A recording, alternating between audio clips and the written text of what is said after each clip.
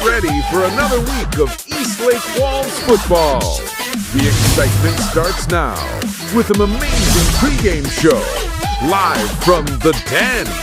Here are your hosts, David and Jeremy.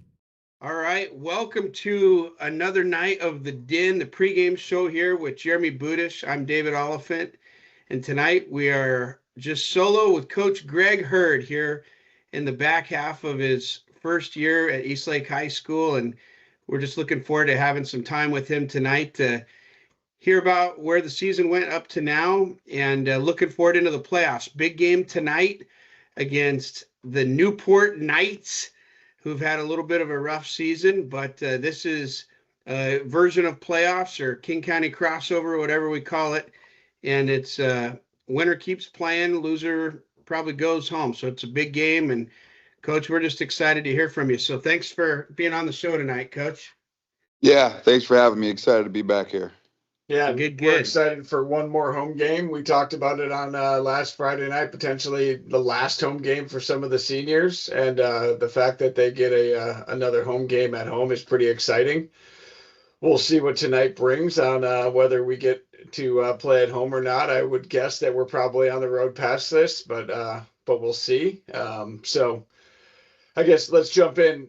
First year coaching at Eastlake, team coming into the playoffs is sitting 3-5. Got this first crossover game. Looking back at the season, what are the biggest highlights and lessons learned from the season so far?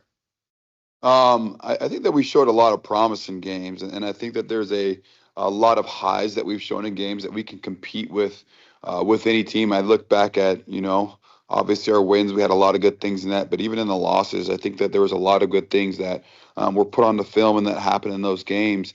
And I think the biggest lesson for us is you got to play 48 minutes. You have to, and you give a team a minute, and they can find an advantage. And I think in some of these games that we had just a little lull where it felt like maybe we lost a little focus somewhere in the game, kind of let off the gas pedal a little bit, and allowed teams to capitalize on some mistakes that ended up hurting us. But our effort has always been high, and I talk to the kids a lot about the focus and effort and being able to play with that. But I think that there's been a lot of good that has been out there, and we've shown a lot of promise versus some teams that are really good ball clubs.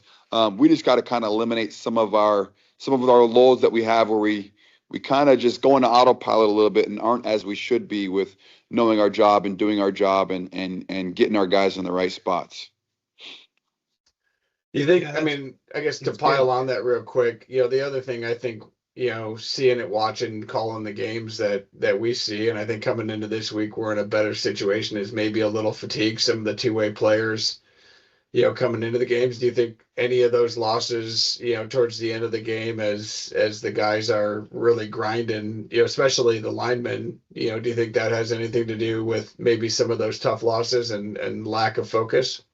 Yeah, the lineman one, those guys playing two ways right now is as hard as they can get. But on paper right now, second quarter's been one of our worst quarters that I've seen as far as us having those lulls.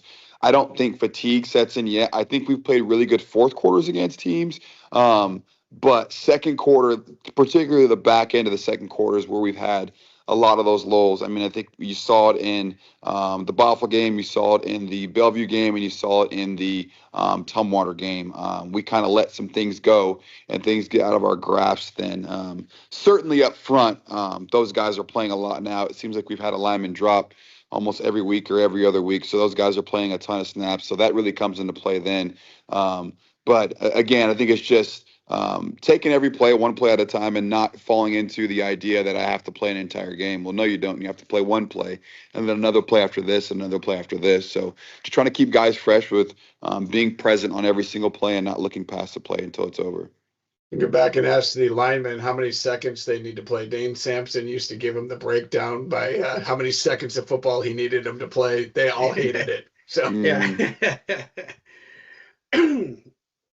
Coach, this group of both juniors, seniors, and even the sophomores, a lot of good athletes. A lot of them played youth football from the way up, had a lot of success.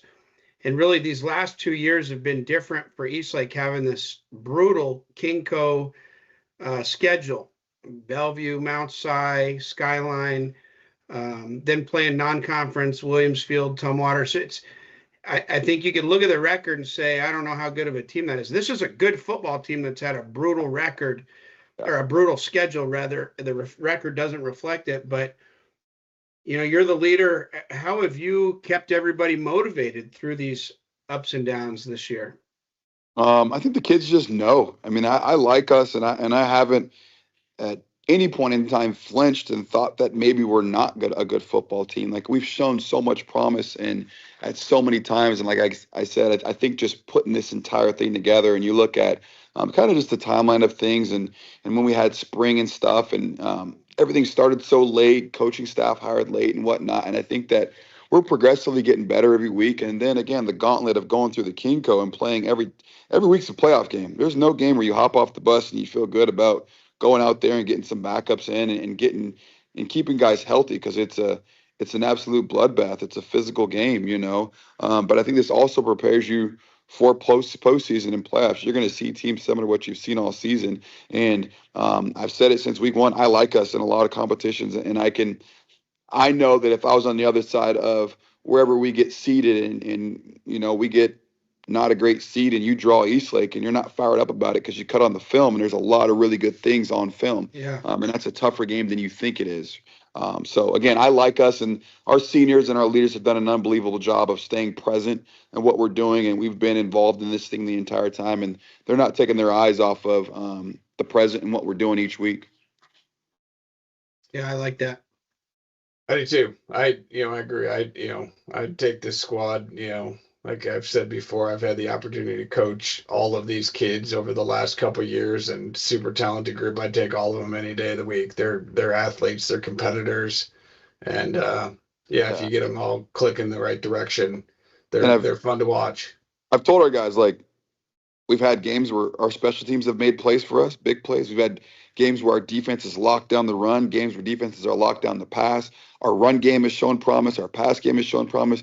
If we can in these next couple of weeks, hit on all cylinders and get things clicking, like, I think we can be a dangerous team. Like, again, we got a lot of really good players that have shown some really good things, and it's all about firing on all cylinders at the right time. So I'm looking forward for these next, obviously this tonight, getting this game going, but what may be forward of this too, and seeing if we can play our best football in the future. Right on. Jumping on, looking at the season to date, the Eastlake community and the admin, what role have they played in supporting the program to this point this year, and what do you need out of them as you go into the postseason? They've just been huge. I mean, like, being a head coach and assistant coach other places, the support that we get from WFA, from the parents, from the community, it's unmatched. They do so many things. They take so much off of the coaching staff's plate, and they do so many things for the kids not having to worry about packing snacks to eat at halftime, packing stuff for away trips. For coaches, things like pitcher day, senior night, planning all that stuff, the game day responsibility stuff. At a lot of schools, like, the coaching staff and the school administration take those on. So having people that come out and serve our boys and serve our community, like, it's absolutely unmatched, and we're so grateful for them and everything they do. Like, I was talking with someone about it, and just looking at our president and our vice president, and with Jim and with Darren and things they've done. I remember the first C-team game of the season. Jack's out sick, right? And they're playing at Bothell, and Jim's announcing there, and Rebecca's taking pictures, right? Where their kid's at home sick, and it's them serving the team and serving the program. And then, you come to a JV game at Eastlake High School, and Darren's in the back, and he's flipping hot dogs and rolling hot dogs and whatnot. So there's no job too big or too small for anyone. And I'm just grateful to be a part of a place where people want to grow this program and help serve this program and try to advance it as best as we can.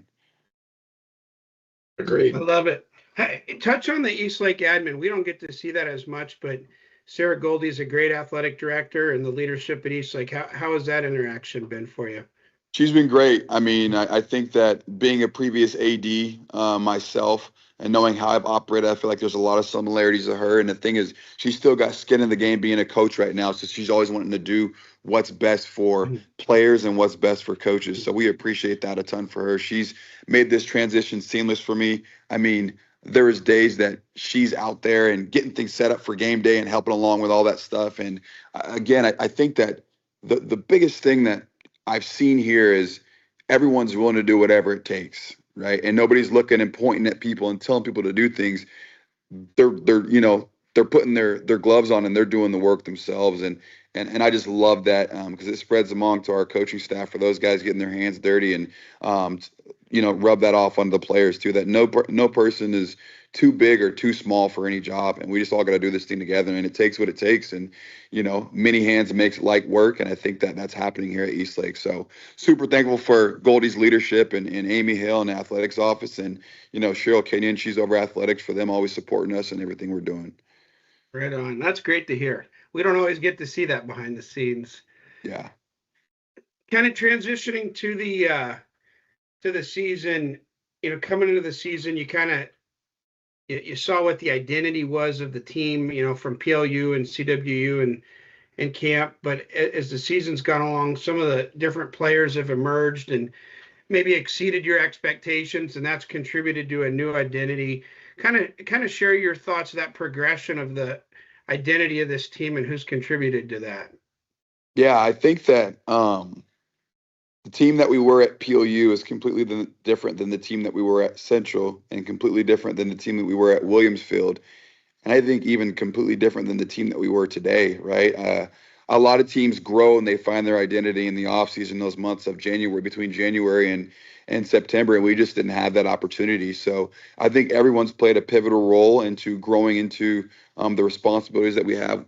We don't have a ton of guys that played a lot of snaps last year.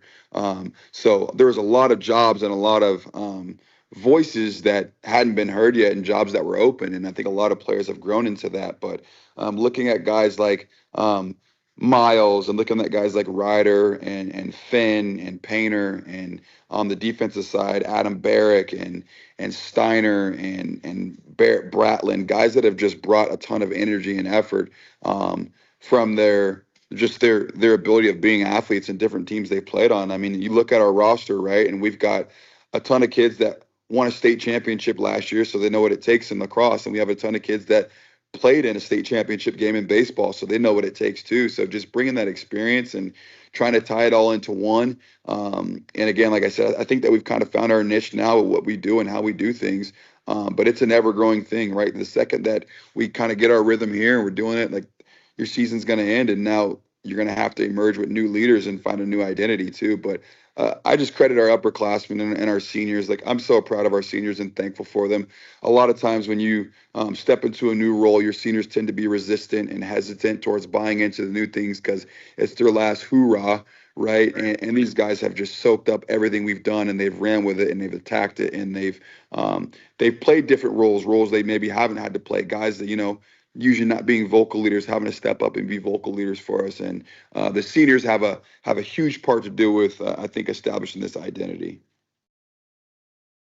And I guess kind of, along those lines, jumping along, coaching staff. I mean, it's a very young coaching staff, right? First time a lot of you guys are coaching together. How has that evolved through the season? And what do you see, as kind of that identity as you guys march, through the season and now into the playoffs? Yeah. I was just talking with Coach Plummer about that, the other day, and just, we didn't have much time to kind of get to know each other and know how people coach.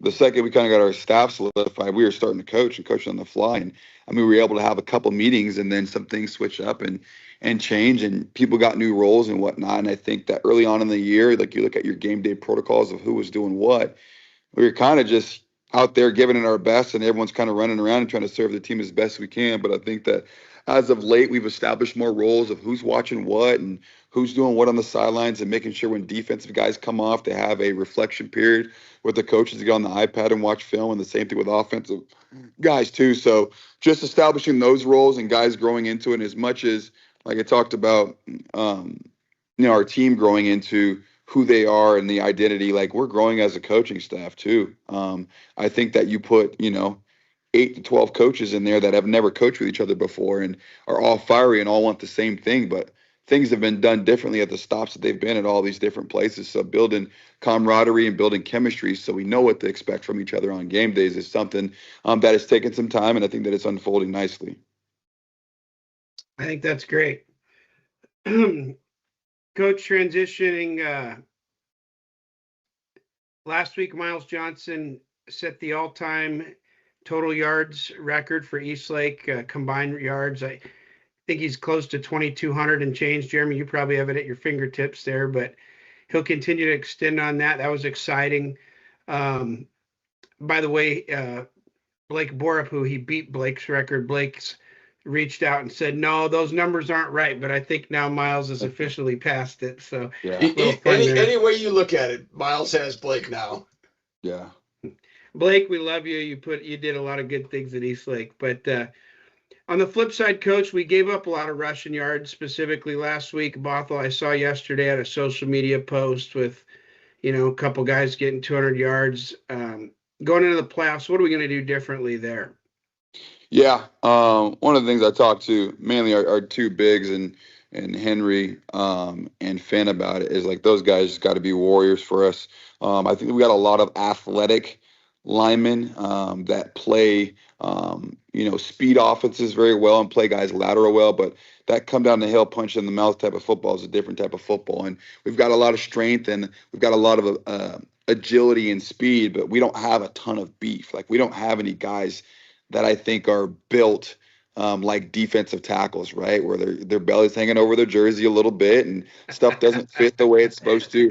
So just talk to our guys about being as disciplined as we can and being as tough as we can and playing our gap assignments. And then just being disciplined with making sure everyone's fitting in every gap and we're fitting things up correctly. And that starts obviously in the week with us coaching them up and giving them every single rep we can and then giving them the feedback they need to know, hey, this is what happens when you don't do your job. This is what happens when you do your job, and showing them both of the outcomes. Because there is times that we're moving guys backwards and we're getting teams behind the sticks. And there's other times when it's like they're just folding on us and just laying on us and rolling downhill. So I think obviously that's a problem that needs to be addressed. I think that I was at the all league meeting this last night, a couple nights ago, and Coach Banner was saying he thinks that's the best offensive line they've ever had there, and those are some really good players too. But it's obviously a problem that needs to be addressed and needs to be fixed. And we're at it already this week. We've put in our first 2 days of practice, our Tuesday and Wednesday, we had inside run periods, right, where that was the absolute focus, is not getting pushed and mowed off the line, but keeping those guys up on the line, keeping our linebackers clean so they can sift in and make plays and making sure we're fitting things up correctly. Well, I think you go back and you go look at, whether that's, Tumwater, whether that's Bellevue or Bothell, first drive, typically we did really well. Yep. And then they adjusted to our athleticism with their, just their overall size. And, like you said, it's really tough when, they're hitting the hole and they're getting, 4 yards before they're getting touched by anybody other than a big to stop them. So I think, both of us have looked at that as an area that needs some help from, at least from our point of view up in the booth. Easy to say, from two guys just watching the game. So, I guess as we switch over, coming off of the regular season, what adjustments have you guys made this week in practice, to build on the strengths and address areas for improvement, as we're coming into this game?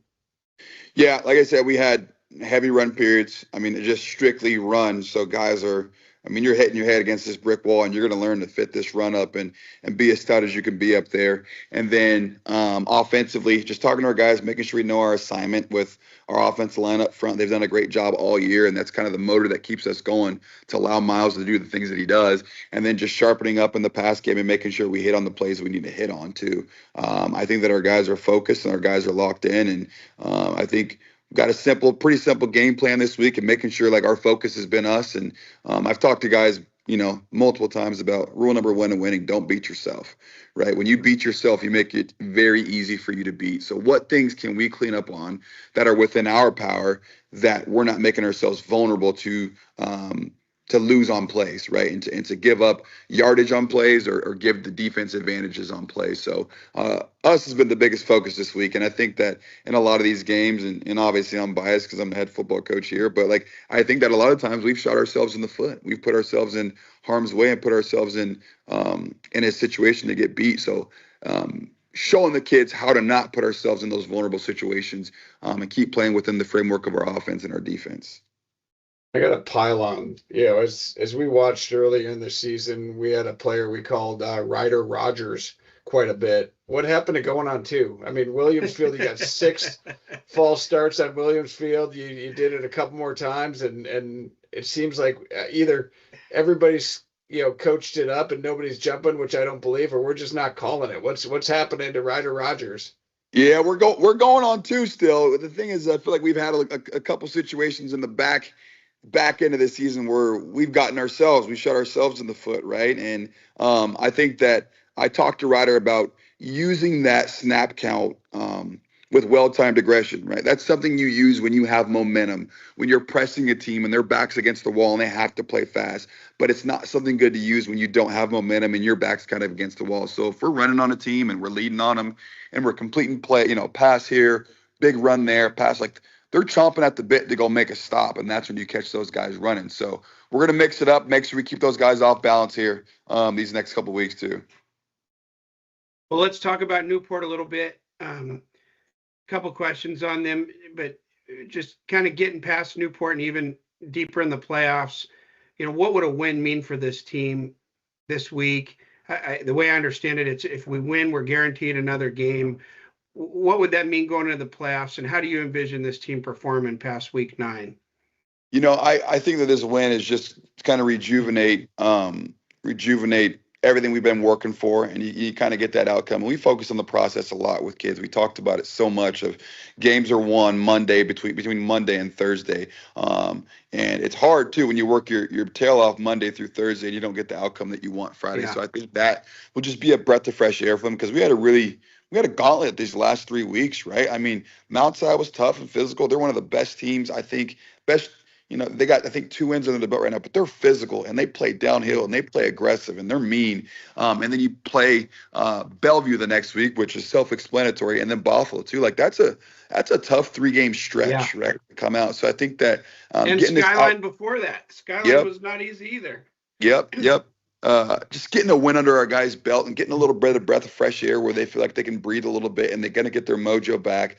Be great for us heading into that week 9. That week 10, sorry. And then that week 10, everyone's going to be good. Like everyone's going to be good. And where we are likely to get seeded, you're going to play a team that's really good. But I also don't think that where I kind of anticipate us to maybe fall, I think we're going to play teams similar to the level of what we see in the Kinko each week. So it shouldn't be anything new to us as far as the ability and the level of competition we'll be playing. So I guess continuing on Newport, because I agree. I think, this week should be, a win if everything goes our way. I think that presents its own set of challenges for, specifically the guys. Because it's pretty easy to go look past a team like Newport with their record and you watch them on film. So what are you guys doing to keep everybody focused on this week and not worrying about next week? Yeah, I mean, just keeping guys present and telling them like there's no next week without this week, right? And we have an idea of how well we should play in this game and things that can work for us and make sure we're just executing our game plan and staying focused throughout the game, through the entire game, 48 minutes of it, because that's what we've lacked versus good teams. So we don't want to come out here and, find some success early on and then just get off schedule and get off chart. Like the game plan is the game plan and the purpose is the purpose, and go out there and play 48 minutes of our best football that we can. Because I think sometimes in games, you can go out and you can win a game and not feel great about it. And there's times you can go out and lose a game and feel really, really good about how you played as far as an individual performance. And that's what we're focusing on right now. The big focus for this week is us. How well can we play for 48 minutes, not 40 minutes, not 42 minutes, not 35 minutes. How well can we play and execute for 48 minutes of the game this week? Coach, Just if you could share for just a couple minutes, what should we expect to see from Newport on both sides of the ball? I am not familiar with their team at all. What have you seen on film? What players should we look out for?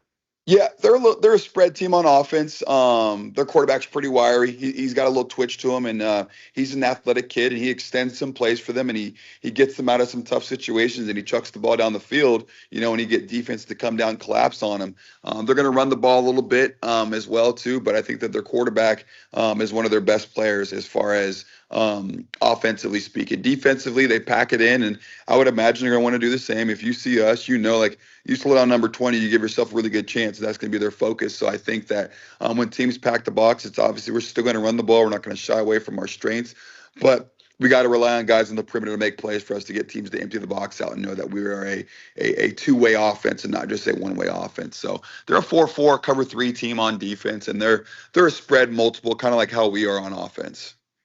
Okay.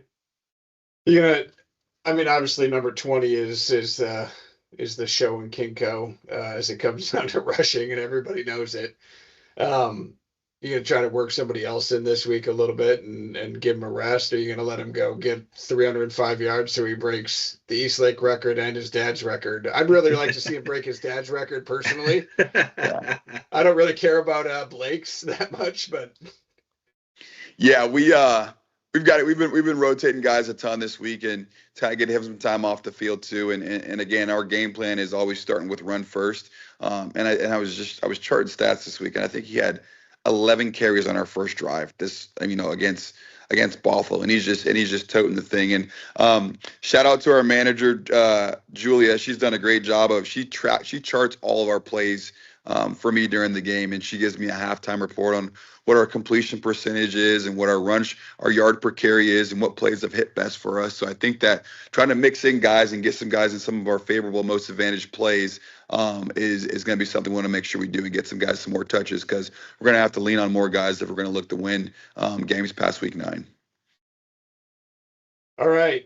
What are you and the staff doing this year and then beyond to cultivate the culture, of one of the elite programs in Washington, and as you do that here at Eastlake, what are the biggest challenges you face as you continue to build that elite culture of football here? Yeah, I think when you cultivate a really good program, a lot of that starts in the off season, right? The off season is the toughest part of football, and I always talk to guys about football is a game where if you're big, fast, and you're strong, we can find a role for you. There's not a lot of other sports where you can find a role for a guy who's just big, fast, and strong. And it's also one of those ones where once you've missed the opportunity to get, stronger and faster, that opportunity is not coming again, right? If you start late, like, you're just going to be behind the curve. And I'm talking to guys about winning the off season, right? And preparing in January, like you're playing next week. And that's the big focus for us, is making sure that we get an off season where we create an identity, we develop leaders, and we develop a persona and expectation and standard of this is how we do everything, right? The way that we do this one thing is the way that we do everything. When we come in the weight room, we don't come in there and just check the box of, hey, I showed up to workouts today, but I come in there and I work my absolute tail off and I give everything that I have, right? Because it's an opportunity for me to get better, an opportunity for me to protect the pack and advance this team. And then player retainment, keeping guys involved and making sure that all the players we have on this roster roll over to our roster next year, and trying to recruit the hallways as best as we can. We've got 3 staffers in building and trying to, see kids and meet kids. And I'm always shaking hands and talking to kids about why they should come play football and keeping that alive. And I think that when you look at challenges, it's a challenge, but it's also a good thing, is we have a lot of multi-sport athletes.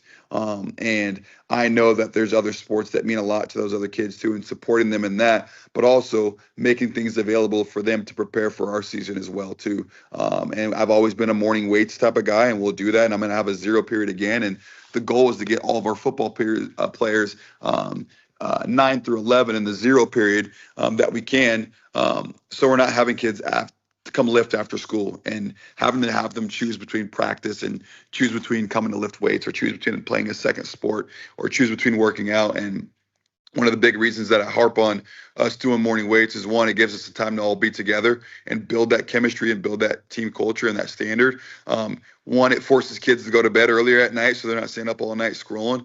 2, it gets the kids to school on time every single day and gets them there. And then just assuring that they're awake in first period every day too. Like they've already been up for 2 hours and they're awake in first period. And there's negative connotation and things you can bring to that too. Like, well, the kids are going to be tired this, tired that, and the way these kids' bodies regenerate, like they're absolutely fine. I've done it, and I've for a number of years in my time at Riverside, and our best guys, even our guys that played lacrosse, when sometimes those lacrosse games don't start till 8 and those kids get done at 10.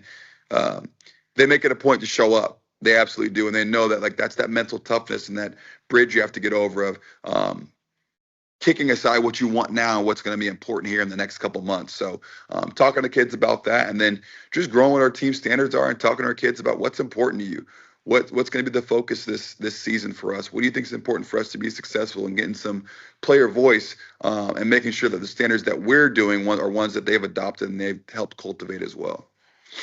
Yeah, I think as I look at the last couple of years specifically, football's had a lot of attrition to baseball at Eastlake. I think that's been the number one, kind of killer of good football careers. And, list a handful of kids that I'm sad that aren't playing anymore.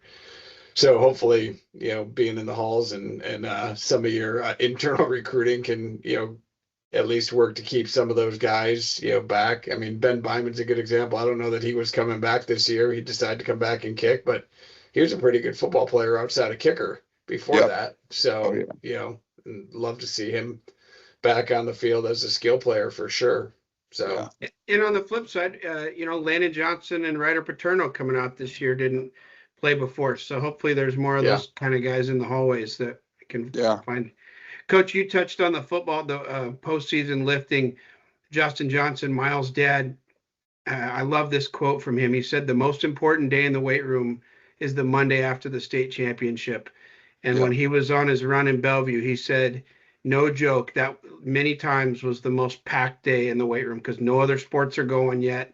And no reason to wait till January. Get after it now. And even if coaches can't be there, I just thought that was a special quote from him because I think not everybody, some people want to break, but if you're ready, if you're junior, sophomore, and you're listening to this, lean into next season, that Monday after the state championship. Yeah. Well, and you go look at, elite programs like Bellevue or De La Salle. And I mean, that's what it's built on, is that off-season work, right? I mean, that's the history of those historic programs throughout the nation are, getting bigger, faster, stronger. Yep. Coach, last question for you tonight, a little bit personal. First year coach here at Eastlake, what have been kind of your personal milestones and how have you measured up to your own individual goals, and what do you see for the future? I'm a competitor, man. I always want to win, and I hate losing. And I think that before you can win games, you got to build winners, and you have to build a winning mentality.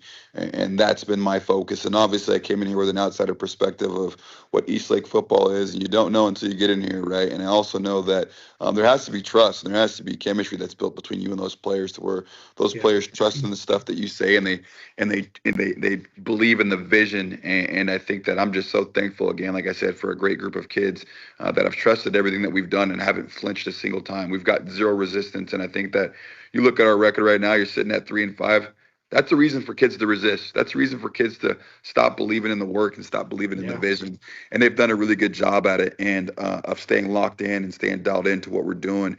And I think that I know my biggest milestone was to come in and build as many relationships as I can, whether it be with people in the community, people in the building, the kids that are there, and create a positive vibe around Eastlake football and making sure it's one that people want to be involved in, right? Whether your kid graduates and you still want to be involved in some sort of way, whether you're a teacher at the school, whether you're a kid who's maybe not a football player, but you want to come be a manager, or whether you're a kid who wants to suit up and come play for us, but making it a place that people can be a part of and can help this thing grow. And obviously, build great football players and build even better men, right? And understand that, like, these kids ain't going to like me all the time, right? They're not going to like me all the time, but they're going to know that I care about them and know that I love them. And my hope is always for my players is, you may not understand the lessons we're trying to teach you right now, the things that we're doing, but I hope that in 5 to 7 years you come back and you're like, you know what, Herd, you were right about that stuff about, being on time and communicating about these things. And kids are just, I was the exact same way when I was a junior or senior in high school. You think you kind of know it all, right? And you hear the same thing of this coach preaching about it every single day. And then some point in time in your life, it just clicks, right? It clicks. You know what? He was annoying as hell when he was telling us all this stuff, but he was right about it. So that's always my hope for them to come back and kind of give you that little nugget of you having some sort of impact on what they do on something outside of their football career. Because I think that's important is to impact these kids' life and teach them something through the game of football that's going to help them well beyond their playing days. Yeah. Yeah, a lot of these guys, I mean, this is a terminal point of their career, right? I mean, a handful are going to go on to play college, but, a lot of these guys, when they walk off the field in high school, that's it. And they take the lessons and they get to apply them, into real life after that. So, yeah. Well, Coach, we wish you the best. We'll be calling the game from the booth, and I'm confident in this team, and I know you are. And we hope to hook up with you again for week 10 here. Right on. Let's do it. Let's book Coach. it. Yep. Thank you. All right. Have a good night. Wolf strong, pack strong. Go Wolves. Wolf strong, pack strong. Go Wolves. Friday Night Lights. The stakes have never been higher. The regular season is in the books, and now it's win or go home. From the heart of Sammamish, Washington, welcome to the Wolves Football Network. It's playoff time in the Kinco Conference, and the road to glory begins right here at Eastlake Stadium. The home team, the Eastlake Wolves, hungry, battle-tested, and ready to defend their turf. Across the field, the Newport Knights, fierce competitors with one goal in mind: survive and advance. Two teams, one dream, 60 minutes to keep their season alive. The crowd is roaring, the lights are blazing, and the energy absolutely electric. This is postseason football. This is where legends are made. The 2025 Kinco playoffs start now.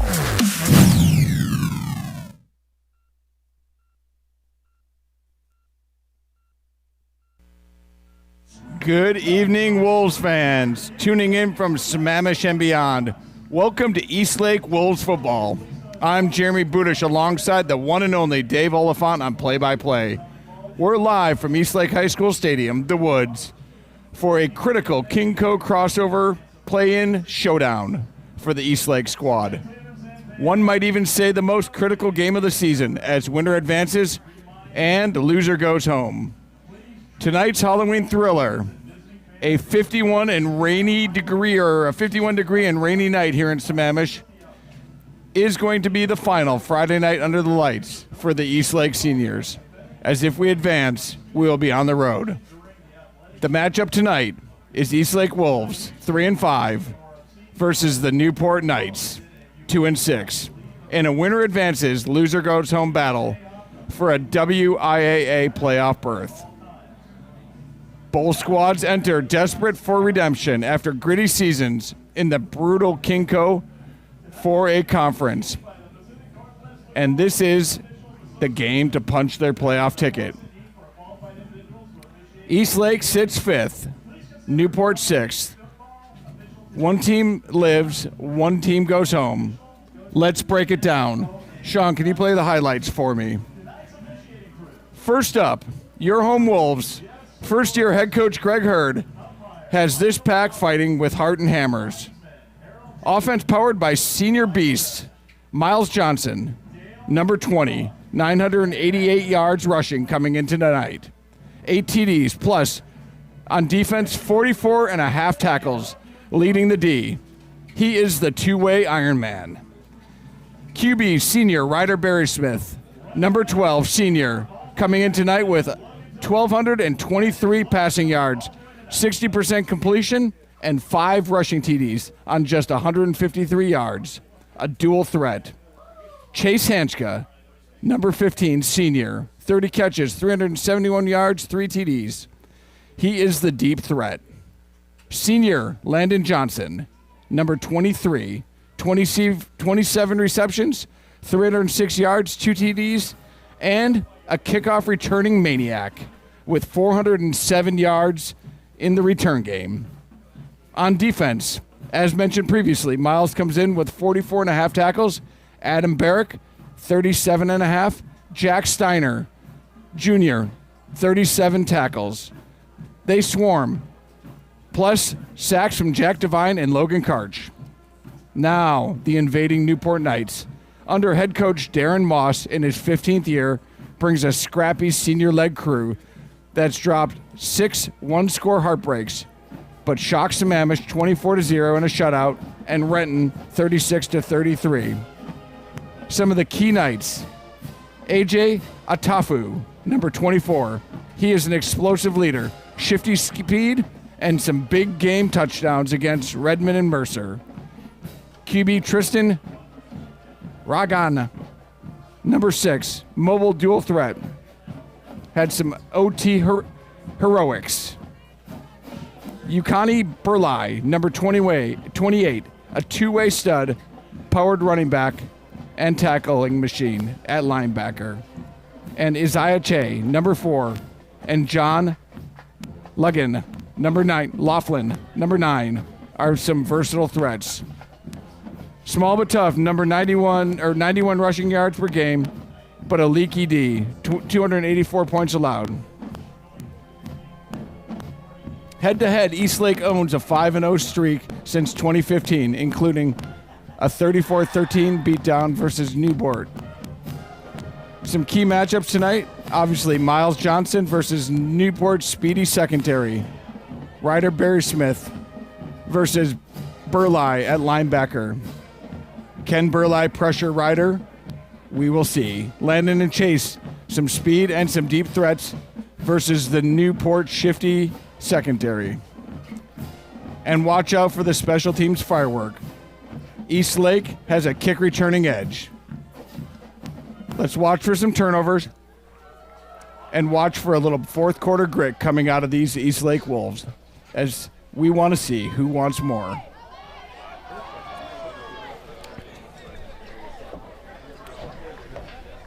As we go to game time, Eastlake would like to thank our incredible sponsors. Kinson & Kinson Homes, longtime sponsors of not just Eastlake, but Eastlake football, but many programs here at the Eastlake High School. Pine Lake Ale House, craft beverages, tasty eats, and good times. If you're down there because it's raining tonight, come on down. The Eastlake squad needs your backing here at the stadium. Cheryl Hill, Compass Real Estate, helping Sammamish neighbors find their place to call home. LBM Travel Incorporated, let Leanne be your expert guide to travel and savings. Pape Material Handling, thank you for your support of the Eastlake football program. And last but not least, Bradley Appliance, helping families on the east side with trusted appliances and great services. We appreciate your support, and none of this would happen without each of you and your support of the Eastlake program. So settle in, Wolves Nations, grab your snacks, turn up your volume, and get ready for a Kinko showdown that promises firework. It's Eastlake versus Newport. This is high school football at its best, live from Sammamish on your home for Eastlake football. All right, Jeremy, thank you for the introduction. Certainly some interesting matchups tonight. We've got a couple of Newport players up in the booth with us up here, injured players I was just chatting with. And the players that you don't always see is the lineman. And they told me to watch number 79, Daniel Trossel, tonight. They call him DT. DT. And I don't know how much Daniel plays on defensive line. I asked if he was a stud on defense, but they said watch him on offense. They also said there may be an injury to number 28, Yuki Burley, that we talked about. And he may play tonight, but he's not 100%. And I didn't catch the names of the guys that I met, but one was a starting receiver last week, and one was a starting D-end at the beginning of the year. So Newport coming into tonight a little bit banged up, but it's going to be a great matchup. Jeremy, one of the things that makes the whole football season work and the postseason work are great officials, and we don't always give them enough credit. Jeremy, what are we dealing with tonight on the officials? So tonight, our officiating crew, head referee Jeff Sandors, umpire Michael Allen, lineman Harold Hamilton, line judge Dale Kentel, and back judge Kurt Swade. All these guys out on this rainy Halloween night in Sammamish, and like you said, none of this happens without them, so we appreciate it. And I know from coaching youth football, there's always a shortage of officials. Here they're under a group called the Pacific Northwest Football's Officials Association, PNFOA. If you're ever interested in being an official, maybe you're a former player or looking for some side money, it's great to get involved in youth football and learn the rules, but these officials that get a front row seat for these high school games, I'm telling you, it's exciting. I've been down there as a chain gang with them and coaching in different capacities. And this game that's officiated by the Pacific Northwest Football Officials Association is important that we support that group. So if you know anybody that wants to be part of the PNFOA.com is where you go to check that out. So thank you to the officials. And Dave, I mean, as we wait for the coin toss on this rainy night, the teams are a little bit late out of the locker room, and we definitely have a light stadium fan viewership here tonight. But we're coming into week 9. That's 32 games at the 4A level, so 64 teams, right? So these teams are going to play, yesterday, today, tomorrow, and then on Sunday they'll get reseeded, and that will be the Week 10 matchups. Week 10 we have 16 games, 32 teams, and then that again a reseeding on 11-9, so that's Sunday. So any team that makes it through gets reseeded, and that goes into Week 11, which is really the first week of the playoffs, and that's what every team in Washington is really gunning for, right? Is to get to play in November. Yeah.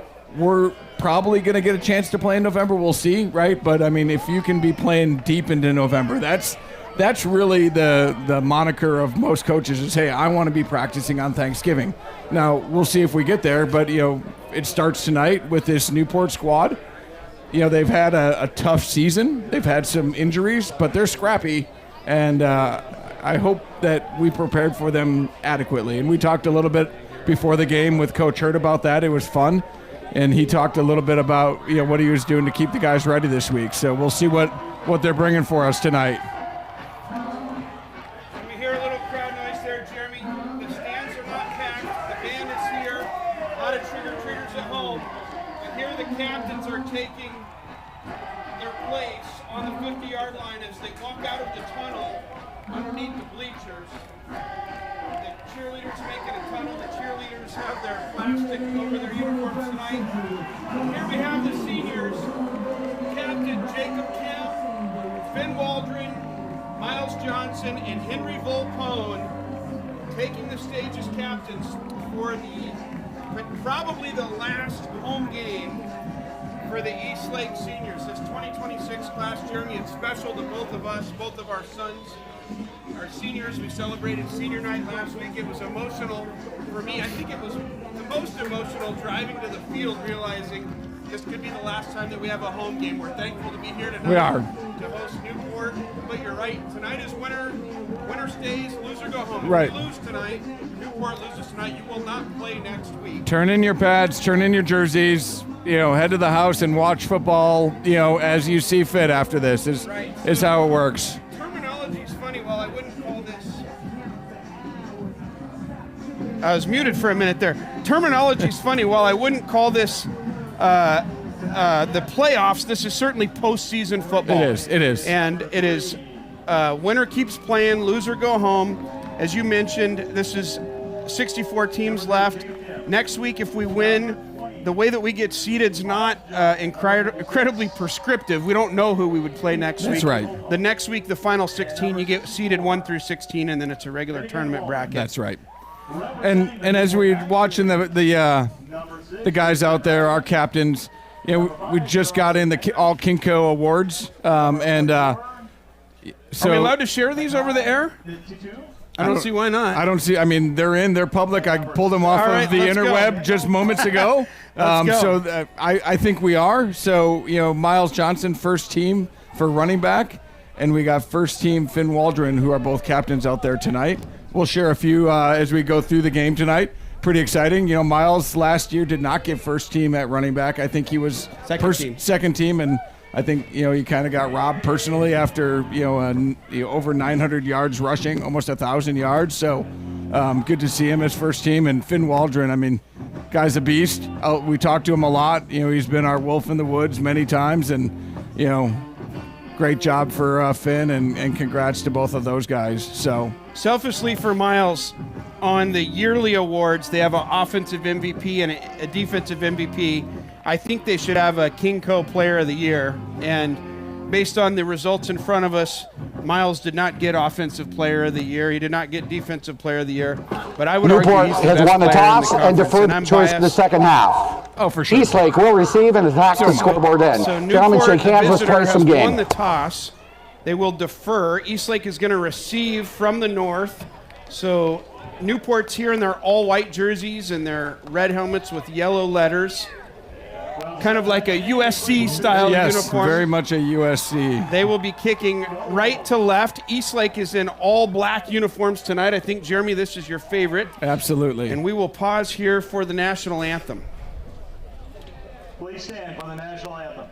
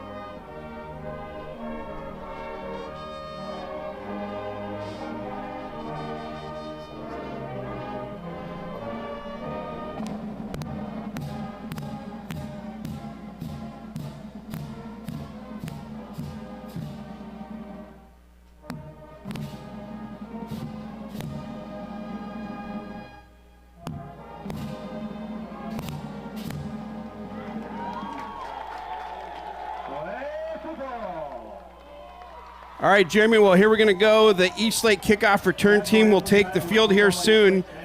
For those of you at home, we've got a little bit of a unique situation tonight. We've got, it's rainy, the wind just picked up, and we've got a tremendous amount of fog on the glass. So I feel like I'm going to be juking the fog tonight here to see what all we got on the field. But we've got some weather.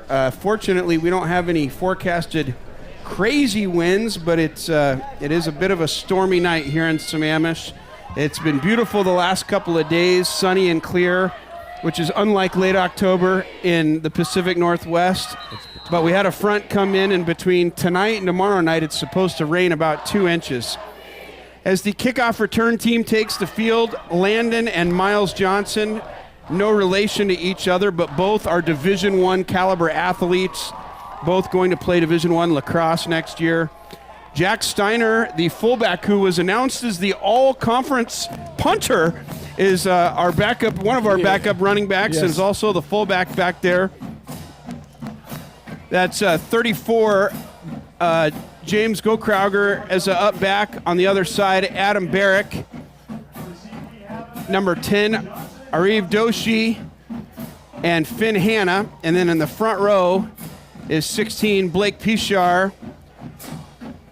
17, Gideon Birchfield. 27, Barrett Bratlin. And on the far side, number 32 is Rory Johnson. That's the Eastlake kickoff return team. And Dave, it looks like we got a little reprieve from the rain for this first kickoff. Short kick. Barrick's going to field it around the 24. Barrick cuts back outside. He's carrying a pile. And Eastlake will start with the ball on the 35-yard line for the first drive of the game. The Eastlake offensive line comes out led by, as you mentioned, first-team all-conference Finn Waldron, number 56, Henry Volpone, also an anchor on this offensive line, Paxton Jacobson, number 77, number 50, Brady Painter, and the fifth lineman, I didn't see who came out tonight, but I would suspect It's either 65 Lincoln Winter or 62 Mason Flynn. Chase Hanska and James Ort on the near side, 4 receiver set. Mason King and Landon Johnson on the far Will the side. play clock please start on my signal and whistle? Thank Blows you. the whistle, play clock reset. So Ryder Barry Smith, the second team Kingco All-Conference quarterback in the shotgun. Miles Johnson, the first team running back off to his right, our near side. Mason King in motion. Ryder's going to look to throw on first down. It's some screen pass to Miles Johnson. Huge block by Finn Waldron, and Miles Johnson is across midfield down inside the 30, and I don't see any laundry on the field. What a great first play for the Eastlake Wolves. If you have ever seen a pancake I don't know block. if we can get a replay on that, but Finn Waldron absolutely annihilates the defender in white. Good job, Finn. And there is a flag. Good Walter out there. There is a flag on the play, though. After the pass was complete, holding, offense, wide receiver. 10-yard penalty from the spot of the foul. Interesting call. Replay And first watching down. the replay, it looked like maybe Finn could have been called for a hold or even a horse collar of sorts, but it looks like a receiver's called for. And Dave, you mentioned Henry Valpone. He's honorable mention this year in All Kinko as a lineman. So Congrats, Henry. Great job. Looking forward to watching you play college football. So that'll bring up, should be a replay of first down. It's a spot foul. So the replay first down, it'll be 1st and 14 for the Wolves. So it's a 10-yard foul from where the penalty occurred. Eastlake comes out and trips formation. Hanska, King, and Ort on the near side. Landon on the far side. Another pass to Miles in the flats. Mason nearly gets called with a block in the back, but there's no laundry on the field. Looks like there may be a shoe on the field. Passes to Miles. So a pickup of Yards going to bring up second down. 2 on first down. It'll bring up 2nd and 12. First and right again. And Apologies for talking over the officials earlier. I'm retraining my brain that they are piped into our audio. Jacob Kim in the game at slot on the far side with Landon Johnson, Ort and Hanska on the near side. A run to Miles, and Miles gets around the 40-yard line with forward progress. brings ball up to the It's going to bring up 3rd and about 6. So, Jeremy, interesting coming out. 2 pass plays to start the night. A screen to Miles on the far side, and then a swing pass on the near side. And now Miles with the run. So 3 plays in a row. Miles has had the ball in his hands. No surprise. But that brings up a tough third down here. Very similar to previous weeks. Barry Smith looks to throw to his receivers. He's looking downfield to Hanska. He might have him. Oh! Just off the fingertips of Chase. Chase is a deep threat, but looking back around the line of scrimmage, there's flags at Barry Smith's heels in the vicinity of roughing the passer. So let's pause for a moment for the call. There are 2 fouls on the play, 1 on each team. Personal foul, roughing the passer. Defense, illegal block in the back. Offense, number 56. Those penalties offset. Replay, 4th down. Jeremy, so a little good and bad out of that. Yeah. A roughing Correction, the passer third would have down. given us a first down likely. However, the block in the back on Eastlake means the offsetting penalties, we will replay the down. So now 3rd and 7. I like that we took a shot. I also like that Chase was able to get behind his defender. And I also like that Ryder was able to throw the ball in the rain. It's hard to tell how good a grip you can get on the ball, but that was a well-thrown ball. Ort and Hanska on the near side. Kim and Landon on the far side. He's throwing to Kim. Kim catches it around the line of scrimmage. He may be just a half a yard short. So interesting position. They're giving it to 4th him. and a half a yard. Oh, the official on this side is calling first down. Tackled by Newport's number 7. The official on the far side of the field definitely marked him short, but And the I think official on the near side That's a good spot. is When you signaling watch for forward- first down. So the chains have not moved yet, but the officials are saying, chains, you need to move. So Please reset Eastlake the play clock to with a 40 big seconds. first down, a 3rd and 7 conversion to Reset the Jacob play Kim. clock And to when you 40 watch seconds, that please. replay, that's a good spot. I mean, forward progress had him over the line to gain. So it was a good spot by the official on this side. He had a really good view, too. So Nolan Budis checks in the game at tight end with James Ort to 12 personnel, 1 running back, 2 tight ends. Landon and Hanska out wide. It's going to be a bootleg. Barry Smith in the flats to James Ort, and he gets across midfield. James Ort inside the 40, and he's still on his feet. James Ort down inside the 20-yard line. I couldn't tell if James went out of bounds around the 35, but the official said he stayed in. A huge gain for James Ort.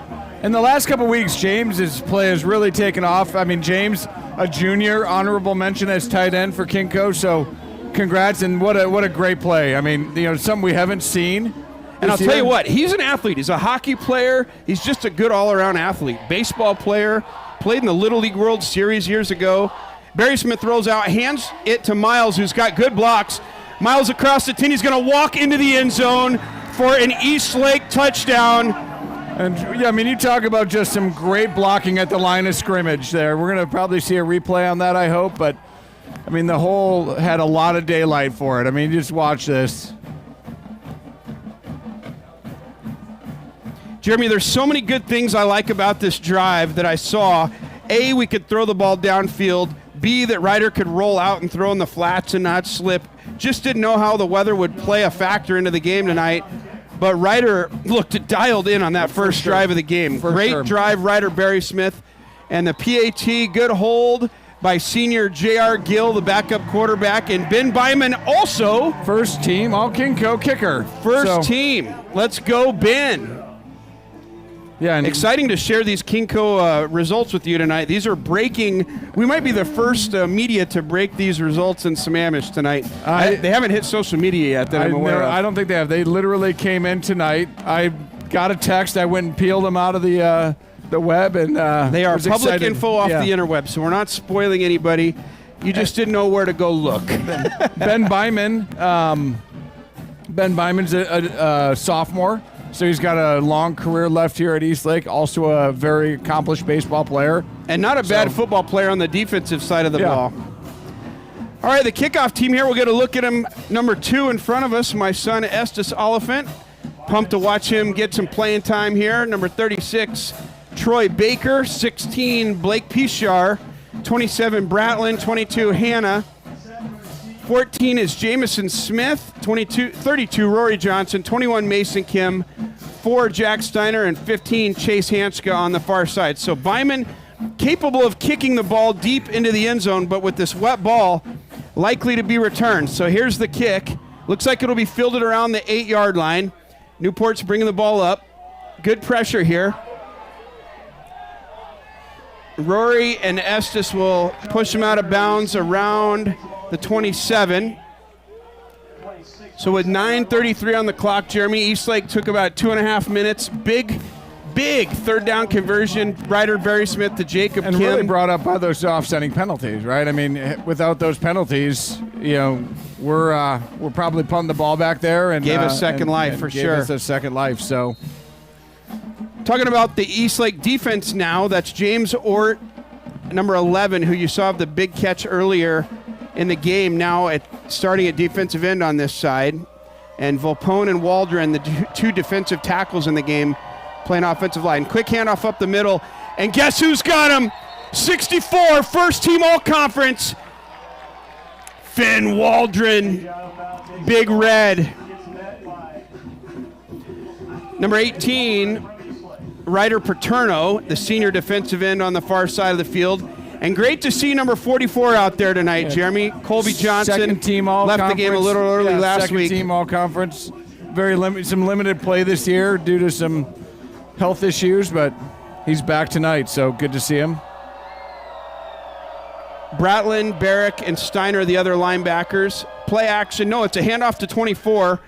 He's hit around the line of scrimmage. And again, Finn Waldron and Adam Barrick, number 26, throw the defender to the ground. So Newport not able to move the ball the first couple plays of the game here. And Barrick coming in with 37.5 tackles this year, so he's having a great year as a linebacker. And that was 24, I believe. AJ Atofau.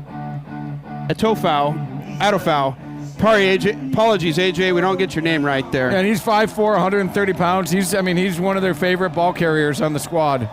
Newport under center, twins to the far side, wing back on the near side, passing down here. Play action, he is going to throw. Does not have a receiver open.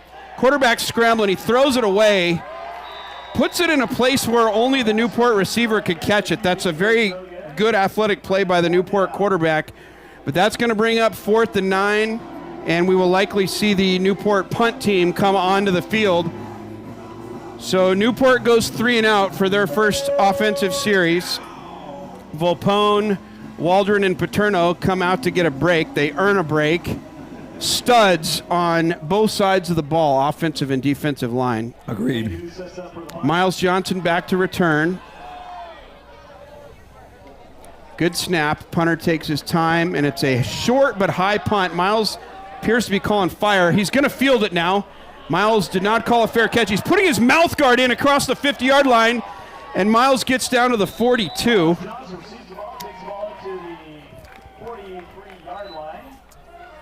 Good return by Miles. I will note that if you call a fair catch, even if it hits the ground, you cannot return it.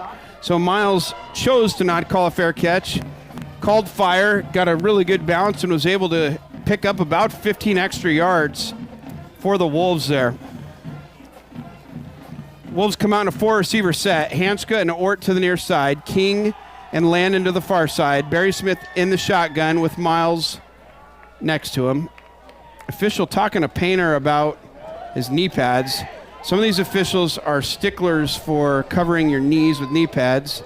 Some of these guys that are 6'4", their pants don't fit good enough for their knee pads to cover their knees. Cover them. Yeah. All conference second team quarterback Barry Smith in the shotgun. Mason King in motion. It's a handoff to Miles up the middle. Miles Johnson across the 40. Inside the 30, down to the 25. Jeremy, we talked about it in pregame, but let's mention it again now. Miles' father, Justin Johnson, a very accomplished running back himself. Yes. I don't know that Miles can touch his all-time rushing yards, around 3,900 yards, but there's a unique record that his father had against Newport, I believe. It was 305 yards, I believe. 305 yards against this Newport team. It's like 1995, I believe, was the year. 96. I don't know if Miles can beat that tonight, but it'll be a goal for Miles to take his dad's name off the record books there. Budish comes in at tight end. It's Paterno at tight end on the far side. Ort taking a break. Miles gets around the corner. I thought for sure Miles was tackled with just a short gain, and Miles able to use his low center of gravity and excellent balance to pick up another Eastlake first down. Jeremy, I'll note that's one of the few times we've seen Paterno in at tight end all season. I don't know if Ort's just taking a break or coach is mixing it up tonight, but Paterno is still in the game. Get him, good to see him getting some different reps. So, and he's in the slot right now. And look at Budish in the slot now. Let's get Budish a touchdown. Nope, it's going to Hansko. He's had separation from the corner, but the ball was over both of them. Pass to Chase Hansko was no good. Brings up second down. So Ort and Mason King will check in. Budish and Paterno will come out. Jeremy, I'm a little biased there. I'd like to see Nolan get a touchdown there. I would too. It looked like he had some separation. So, but again, not on that play. Maybe next drive. Yeah. Okay, so it'll be 2nd and 10 for the Wolves on the 14. They can get a first down. It's going to be a bunch trips formation on the near side. Nope, not bunch. They spread out. Ort, King, and Hanska. Barrick in the backfield. It's going to be a pass. He throws it to Hanska on a bubble screen. And good defense by Newport there. That's number 7 on the tackle. Yeah. That's Cam Doe.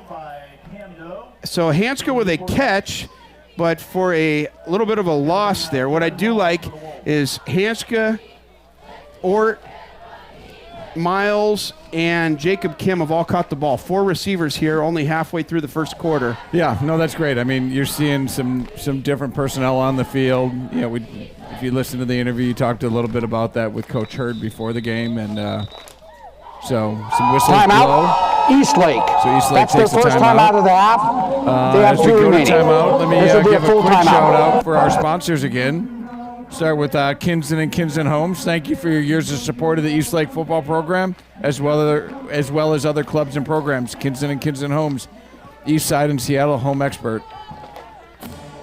Pine Lake Ale House. Thank you for your years of support of Eastlake High School.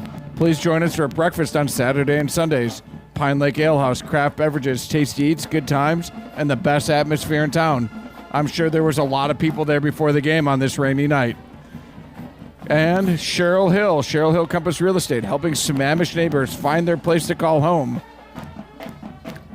And we'll also do LBM Travel. Thank you for your support, LBM Travel. Let Leanne be your expert guide to travel and savings. Pape Material Handling. Thank you for your support, Pape Material Handling. We appreciate your support of Eastlake football. All right, so the Wolves came out in 3rd and long. Barry Smith's going to throw. Looks to the middle. No, he goes to Mason King. Touchdown, Eastlake. And I believe that is Mason King's Mason King's first touchdown as a varsity wide receiver. Comes here in the postseason. Congratulations, Mason. Great catch. Great throw by Ryder, the 5th receiver to touch the ball here in the first. Ryder just knew he was going to be open. Threw it a little behind him, but it didn't matter. Mason was wide open. Makes a good play on the ball. And Byman will kick it and put a 14th point on the board. And I mean, Mason's been a reliable target, 150 yards. What does he have for receptions? He's got 18 receptions this year, so he's been a reliable target. He just hasn't found pay dirt until just now, so congrats, Mason. He's a great kid. Jeremy, as we go into the postseason, I think this Eastlake team's capable of making a run, but part of that's being healthy. And as much as I'd love to see Miles get 300 yards tonight, it is nice to see other guys carrying some of the load so that he's fresh and that the offensive line's fresh here going into weeks ahead. So here are the Eastlake. I mean, that's really the key to high school football. It's a game of attrition. Right? He who gets to the playoffs the healthiest has, probably the best chance to advance to that next game. And Jeremy, this group of 26 seniors that we honored last week, you and I were walking with our sons, would like to see this team take a ride into the playoffs. I agree. Byman here from the 40. Kick is better than it was the first kick. It's going to be on the 4-yard line. And Newport cuts it up. Baker there. And he's going to be wrapped up by a host of Wolves. I think that might be Mason. No, sorry. 32, Rory Johnson. Good to see Rory in on the play. That's great. Bratlin also called on the PA. It was hard to tell. There was a host of Wolves there. Yeah, I think Troy Baker and Rory were kind of first contact there watching the replay. So great job to a couple of younger guys on the team that spent a lot of time on special teams, but not a lot of regular game reps. Back out on the field, we didn't talk about the Eastlake secondary that much. Landon Johnson, 23, starting on both sides of the ball. 22, junior Finn Hanna on the near side. And by the way, Landon, 23, was a second-team all-conference defensive back. Bratlin and Miles in cover 2 deep. Newport attempted pass on the far side of the field is incomplete, and that'll bring up 2nd down and 10 for the Knights.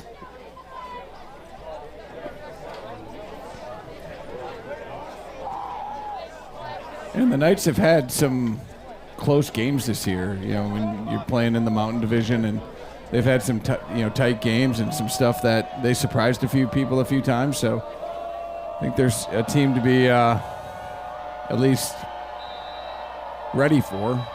So flag down on the play. Play clock's still at 4, so it shouldn't be delay game.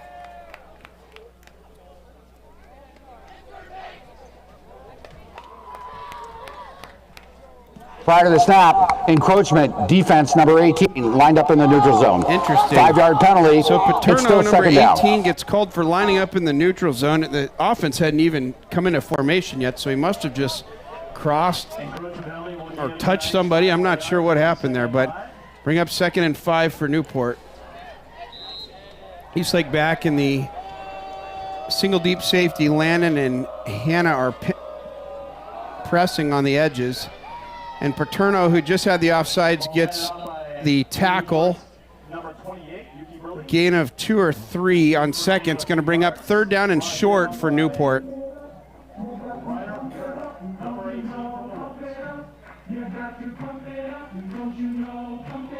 I love the PA system, what we're doing here. The cheerleaders are going, the PA system's going. You can't play music during play, but in between plays, the PA is getting the crowd going, led by our buddy Chris Hanchko over there. And we got the band here tonight, too, on this rainy night. Band, thank you for being here tonight. You guys are awesome. 5 seconds on the play clock. Newport hard count, handoff, fake handoff up the middle. He keeps it and slips on the 25. He's going to be very close to the yard to gain. And they're calling first down being called on this side. And the chains will move. So Newport gets their first down of the game, set up by the encroachment penalty on the Eastlake defense. It'll be 1st and 10 from the 26-yard line. Newport comes out in a 3-receiver set, quarterback under center, tight ends to the far side. It's another play action. Ort's on him, and Ort with the sack. James Ort, two-way player. First sack of the year for James, so just had a big pass and reception, and now in for a sack. Like you said, he's an athlete. We talked to Coach Hurd about this, that this Eastlake defense isn't the nobody's going to the SEC. You don't see any bellies hanging over their belts, but it's a very strong and athletic defensive line. James Ort, 6'4", 210-plus pounds, and once he gets his arms around your legs, you're done. Newport comes on a 4-receiver set, now in the shotgun. Tailback offset, hard count, quarterback's going to throw. Screen pass, it's tipped at the line of scrimmage. I didn't see who got their paw on it. That might have been Finn Waldron. We'll see it on the replay here. 33, Caden Eaton in the game. I can't tell if that was... That was big 6'4", James Ort, number 11. Giving him respect. James Ort the third, his dad would correct me. His dad, Jim Ort, the president of the WFA, the Wolf Football Association Booster Club, done amazing things with the club this year. So 3rd and 19, 3:45 left in the first. Throwing again on first down. It's going to be a quarterback draw. Look to be a called play, and he's slippery. Miles able to get his arms around the quarterback, but not before he picks up about 12 yards. Yeah. It's going to bring up 4th and long. It'll be interesting if Newport feels desperate to go for it here or if they punt the ball to take the field position. I think it kind of depends on what their special team squad can do, too. I mean, high school football, not everybody's got a good punter. Quarterback Tristan Radigan, great athlete. We heard that he was a two-way, or not a two-way, but a dual threat, running the ball and throwing the ball. He just went off the field a little bit shaken up, too, it looks like, so... It was a great run by him. If he eludes Miles, which is tough to do, and he almost did, that could have been a huge play for Newport. I mean, Miles is coming in with 44 and a half tackles. Before the snap, delay game, off 5-yard penalty. That's unfortunate because the quarterback was slow to get up. I think it brought kind of just a really slow reaction from the team to get out on the field. And, as Dane Sampson would say, just lay down. Right. So Miles back to return, and whoa, is it raining in sheets right now. This is in mattresses. Good punt, nearly blocked. Miles calling for fire. It's kicked out of bounds. This will probably be spotted around the 40-yard line. It's inside the 40, so a gain of only about 10 yards there for Newport. They would have been better to throw a 50-50 ball up than that punt, but huge pressure by the Eastlake defense there. Give a quick shout out to our last sponsor, Bradley Distributing. Big thanks to Bradley Appliances, helping families on the east side with trusted appliances and great service. Thank you, Bradley, for your support. I don't know about Bradley, but I'm going to check them out now. Thank you for sponsoring Eastlake football. So Eastlake comes out in a 2 tight end set. Budish and Ord at tight end. Landon and Hanska out wide. Miles behind Barry Smith. It is a handoff to Miles. 62 in the game was a pulling guard there. That is Mason Flynn, the senior. Mason missed a good part of the season with a leg injury of sorts and has played the last couple of games. Yeah. Done a great job for this Eastlake offensive line. Great to see him back. And a pulling guard. Barry Smith heads over to the sideline to Coach Greg Hurd. Get the play here. Ball is on the 38-yard line. Eastlake in Newport territory. Still here in the first, trying to put our 3rd touchdown on the board. Handoff to Miles up the middle. Miles follows his blockers. He's going to be brought down around the 30. It's going to be a gain of 7 or 8 on second down. It's going to bring up 3rd down and 4. Jeremy, normally I'd say just keep feeding the ball to Miles, but the passing game seems to be working tonight too. Well, and now it started raining, so we'll see. I mean, that first drive, it was relatively dry, but you're kind of seeing the rain come down. As we wait for this next play, we've had an average of 1,672 viewers each week, and of that, only 22 people each week on average like us. Oh, come on, like us. Like us. Give Please. us a thumbs up. It's right in the bottom. And Miles with the ball, gets to the outside. Not a huge gain on the play, but that should be enough for an Eastlake first down. Looks like he was met by number 40, Robert Jones, 5'3", 140 pounds. He's a senior. It's a pretty good-sized matchup there. So, Miles versus Robert. I see 65 Lincoln Winter just checked in the game. Good to see Lincoln out there. Lincoln playing guard for the Wolves. So the offensive line now, we've got Brady Painter, senior, Lincoln Winter, center, Paxton Jacobson, junior, and then Flynn and Waldron.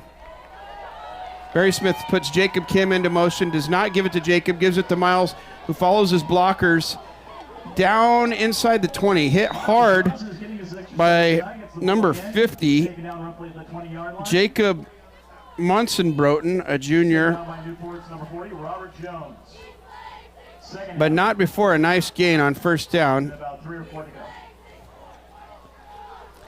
Jeremy, I notice, the old conversation of gloves or no gloves in the wet here. Barry Smith, of course, no gloves. Hanska, no gloves. Kim does have them on. Miles King has not. them on, and Landon. So it's interesting. Kind of get a mix out there. Hanska, no gloves, and he's got the ball in his hands. Chase Hanska across the 15 to the 10, still on his feet. And he'll be brought down with forward progress around the 8-yard line. Nice play. Run, yeah. Jeremy, is that Chase Hanska's first rushing That is the end of the first quarter of I play. think it is. Timeout on the field. I do not have Chase on any of my rushing stats for the season. So, that's his first one. Chase Hanska, the senior wide receiver, has had a great season catching the ball. Also played some defense, played safety. Yeah, 371 receiving yards on 30 receptions. So a great season.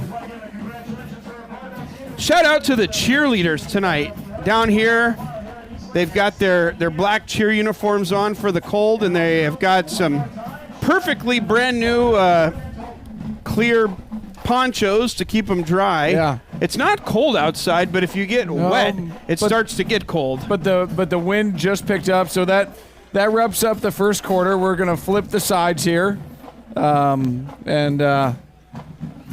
put Eastlake down on the other end zone, or right at the end zone. You can, as we flip that around, you'll see the flags at the top of the goalpost fluttering in the wind as the rain continues to fall. But agreed, it's 56 degrees, so it's not cold.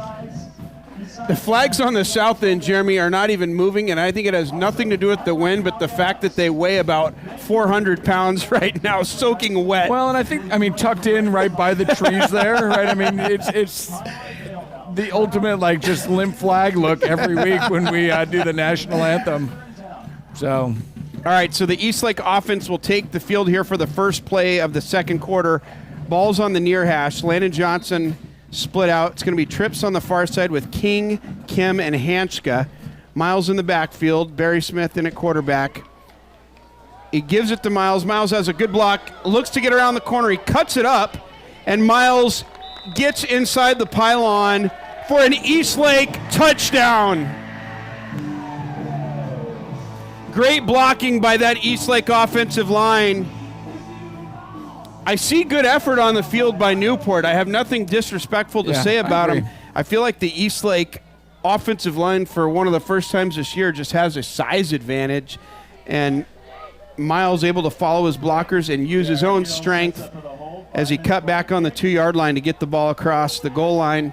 And Byman comes on the field with J.R. Gill, the holder, and number 1, Riley Rue Hill, the senior long snapper.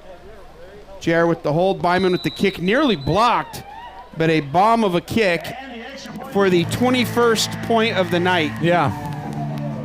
So Miles with 2. We got Mason King with 1. And Ben Byman with 3 PATs as we clocked off 8 seconds in the second quarter. So we will put Ben back out there with the ball and see what the Eastlake defense can do again. Jeremy, it's early in the game, but Miles, earlier in the season, tied the Eastlake record with 5 touchdowns in a game. That's that right. game he had 3 on the ground, 1 Harbor. Receiving, and 1 defensive touchdown. Yeah, he would have, if you gave all-purpose yards, he would have had the all-time rushing record. That defensive 95-yarder, that is a rushing effort, but you don't get rushing yards for that. So he's a little shy of the all-time rushing record by Blake Borup, who he beat his record last week on career rushing. Byman's kick's going to be deep, fielded around the 6 by Newport. And it looks like, again, Bratlin, the first one there, number 27. Number 2, Estes Oliphant, also in the vicinity, clapping his hands. So Newport will take over with poor field position around the 15, 16-yard line. Oh, sorry. I was looking at the wrong official. Ball is spotted. Well, they haven't spotted the ball yet. Jeremy, funny fact about Miles' long run against Gig Harbor, or the strip 95-yard touchdown. My youngest son, Cameron, was the ball boy that day, and he goes, "Dad, Miles' knee pad fell out during the middle of the play. I had to go out on the field and get it for him because we were kicking the PAT on the other side." So maybe that'll be a quiz for anybody that watches the show tonight, is what fell on the field during the 95-yard run. Newport hands the ball off out of the shotgun, and that's Paterno, I believe, number 18. No, sorry, that's Logan Karsh, number 78. Yeah. In at defensive line. I saw the 8. Newport's number 28, Yuki Burley got the ball. Logan went out against Bellevue, got a little bit beat up against the Bellevue squad, but it's good to see him back. Okay, now I'm being honest. I didn't see the replay, and there's 18 on the near side, which is Paterno, and 78, the near side defensive tackle, and I just saw a tall guy with an 8, so give both you guys credit there. Quarterback keeper, Barrick first there, and Brady Painter, number 50 there to clean up Barrick's leg tackle. Ball's handed off to keeper by Tristan Radigan. Brings up another third down for Newport. Newport 3 and out on the first drive. They did convert one first down last drive. And now with a 3rd and long, the Eastlake defense looking really strong tonight. Newport in the shotgun with 2 tailbacks. Number 7, the receiver to the near side, guarded by Landon Johnson. Barrick looking to blitz up the middle. It's a fake handoff. The quarterback keeps it, and he's got enough for the first down. Pickup of about 7. Goes up the middle. Looks like it might be getting up. Yeah. That's Tristan Radigan, 5'8", 150-pound quarterback. He's a junior. He looks bigger than 5'8". Some teams embellish on height. I don't think Coach embellished on Tristan's height. No. So I did miss that Brady Painter and Logan Carson the game at defensive tackle for the Wolves. Linebackers Barrick and Colby Johnson still in the game. Three receiver set for the near side, single receiver on the far side. Shotgun, quarterback looking to throw the slant. Number 3 catches it, wrapped up by Colby Johnson. Newport's Joey Kim. Good for a couple yards. No, sorry, 26, Adam Barrick on the tackle. Barrick from Eastlake. Colby Johnson's got the black sleeves on tonight, and Barrick has the wristbands. Bring up 2nd and 6 for Newport.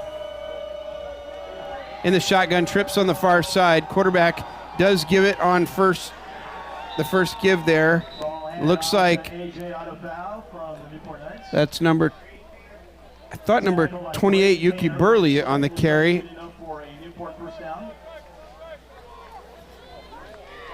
Hard to tell some of the numbers up here in the booth. We've got water all over the glass. Water, windows are fogged up. Nolan Budish checks in the game for Barrick at linebacker. Chase Hanska checks in the game at free safety for Miles. Newport in a 3 receiver set.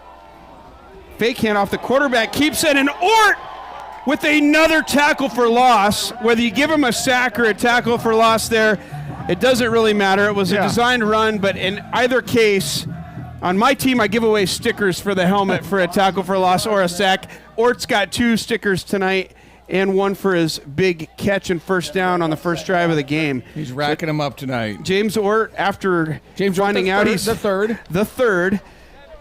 Second team all-conference tight end, but now on defense tonight he's got 2 huge plays, and Newport's in 2nd and long here on their 3rd drive of the game. Shotgun, quarterback looking to throw. He's going to tuck and run now. And Colby Johnson had him in his grips, but Barrick will do the cleanup work. Nice gain by Newport on the play. Tristan Radigan, a very good athlete. He's slippery. Colby Johnson does not miss many tackles. He had the quarterback nearly wrapped up, and the quarterback slipped away, but Barrick able to bring him down. So it's going to be a big 3rd down play here for Newport to cross midfield. I noticed that Finn Waldron and Volpone, the big defensive tackles, are in the game now. If there's a run up the middle, I trust that those 2 can cause trouble. Newport with the hard count going 2. Look for a quarterback draw here. Indeed it is. And Ort brings him down, and they're going to get a call for a late hit. I think that might have been Budish that came in just a little late. Let's see what the call is, but yeah, I would agree. Budish and Ort made a stop on Radigan there, but there is a flag. Again, Radigan, very athletic. Yeah. And that's what the research said, right? I mean, he's a player. He's helped lead this team through this tough year for them. On the tackle, personal foul, illegal helmet contact, defense number 8. That's a 15-yard added to the end of the run. Yardage results in a 1st and 10 for Newport. So Budish not called for late hit. He's called for a use of his helmet, illegal use of his helmet, and that'll tack on 15 yards to the end of the run. Newport's biggest play of the night there, converting on 3rd down, and with the penalty, they're now deep in Eastlake territory for the first time tonight. 7:28 to go in the first half. Eastlake dominating this game so far, but Newport showing some life on this drive. 3 receivers set. Quarterback's in the shotgun with single running back behind him. Hard count. Will be a run up the middle. That's number 24, and he's wrapped up by a host of Eastlake defenders. I think first contact was Paterno again, grabbing him with those 6'5" arm, big wingspan. My buddy Ramon bringing some hot chocolate up to the booth. Who doesn't like a little hot cocoa on a rainy Friday night? Oh, by the way, happy Halloween. Happy Halloween. We have a different sort of trick-or-treating up here. We get Halloween. Yeah. Ramon, trick-or-treat. I got the treat. Newport, a 3 receiver set to the near side. Pitch to the tailback 24. Good pursuit by the Eastlake defense. Brought down hard by Colby Johnson. That's what Colby Johnson does great, is he runs sideline to sideline. And I tell you what, if he's running full speed and you're not ready for him, he will absolutely take your head off, and that was an example of what happens there. Good contained by the Eastlake defense to stretch that play out, and Colby running sideline to sideline, able to bring the ball carrier down near the line of scrimmage. So it's going to be 3rd and 9 for Newport. 3 receiver set to the near side. Single back. It's going to be a throw, flat pass, and Steiner's in the position to make a tackle. It'll be a gain of about 7. Yes, but not enough for a first down. So Steiner coming in with 37 tackles on Newport the season. may be bringing their field goal unit on the field. Now, wait a minute. Number 50 was coming on the field and just got injured. I can't tell what happened. They may be short a player. They are. So number 50 was on the field and hurt his ankle. If he should have gone down for a timeout. So Newport bringing in guys late. This is a huge 43-yard field goal from the near hash. That's number 38 on Newport. Big kick, and it's long enough, good. And it is good. So Newport breaks the shutout. Nick Goo, the junior, puts 3 points on the board for Newport. I could not believe they brought their field goal team on the That is field. quite the kick for 43 yards. on a rainy night. Soaking rain from the hash, and that was good by a couple yards. I think he could have made that from 45 out. Agreed. I think we've talked about a lot of the guys on this list. Barrett Bratland is another honorable mention for safety. Talked about Henry. Jack Devine, who's not in tonight, honorable mention for as a defensive lineman. I think that's a little bit of highway robbery. I mean, Jack has played way better than honorable mention this year. So a couple other shout-outs on the All-Kinko recognitions. Newport State Goose sets up for the kick. Johnson and Johnson set to receive. Jeremy, my wife likes jokes, and she gave me a dad joke tonight. Oh, boy. Why didn't the skeleton not play football? I don't know. Why, Dave? Because he had no guts. Oh. Dad joke for you tonight. So Newport with the attempted onside kick. Eastlake recovers. I missed who picked it up, but the Eastlake offense will take the field. There we go. Blake Pichard. Blake Pichard. Jeremy, that is his second onside kick recovery. I think the first one was against Gig Harbor. Yep. And he caught it one-handed. I asked him how he did it, and he said, I don't even know what happened. I just reached up and grabbed it. So good job, Blake. Miles in the backfield. It's a handoff to Miles. He's following Budish, who's a very good blocker.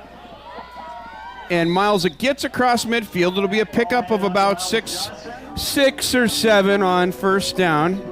That's my last dad joke. 7? That's our last dad joke we're allowed tonight. That's not a dad joke. That's like a 14-year-old joke. Okay, you're right. Tell me what it is. I guarantee if you read the chat right now, somebody's putting some hate on there for our humor. Bring up second and 5.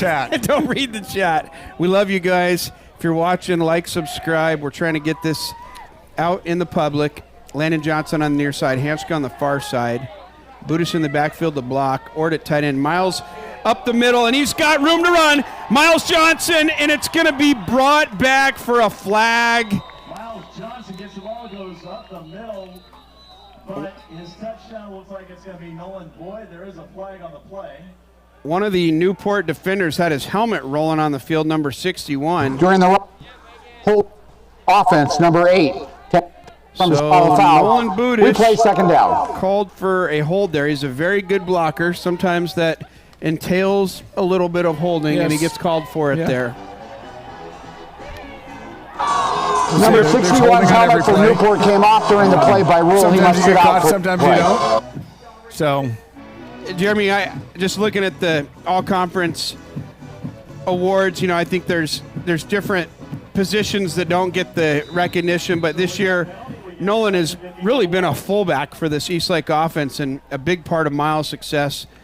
Nolan didn't get any honorable mention all-conference awards as a running back. another but great block by him. Another block by Budish, and Miles making defenders miss will be brought down inside the 33. I think Miles was kind of messing with the defender there for a second, and maybe if he would have just shot the gap, he would have got more yards, but a great run by Miles. And Steiner will come in the game at tailback. So let's see the all-conference, first-team all-conference punter, what he can do with the ball in his hands. Jeremy, the first-team all-conference punter, had a defensive touchdown last week on a blocked punt against Bothell. And he is a good running back. Very good running back. You know, a whole different style than Miles, a lot more downhill. And here he is. Here. Jack Steiner, he's got room to run, lowers his shoulder, he's going to get to the end zone. Touchdown, Jack Steiner. I love it. The first-team all-conference punter. I love it. With a 33-yard rushing touchdown for Eastlake. And rumor has it he's playing lacrosse tomorrow. Coaching lacrosse tomorrow. I don't know what he's doing tomorrow, but he just had a touchdown. I agree. There it is. Absolutely walked the tightrope on the near side right in front of the home bench.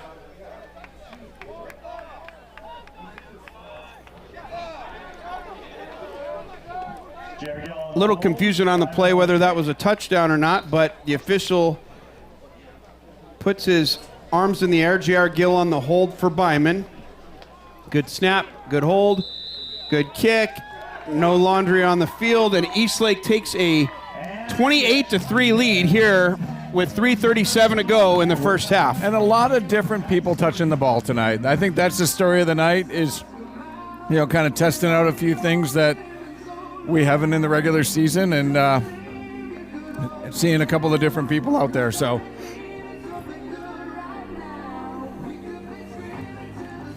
now how you win this week matters, right, in your seeding. So, you know, I mean, in theory, we are the superior team there. We need to show dominance in this game as they look at the seeding for next week. You're right about this. I remember back to the mid-'90s when Florida State would blow teams out 60-0, or Miami or Nebraska, and people would get upset, but there's times where the votes would matter whether you got into the national championship or not.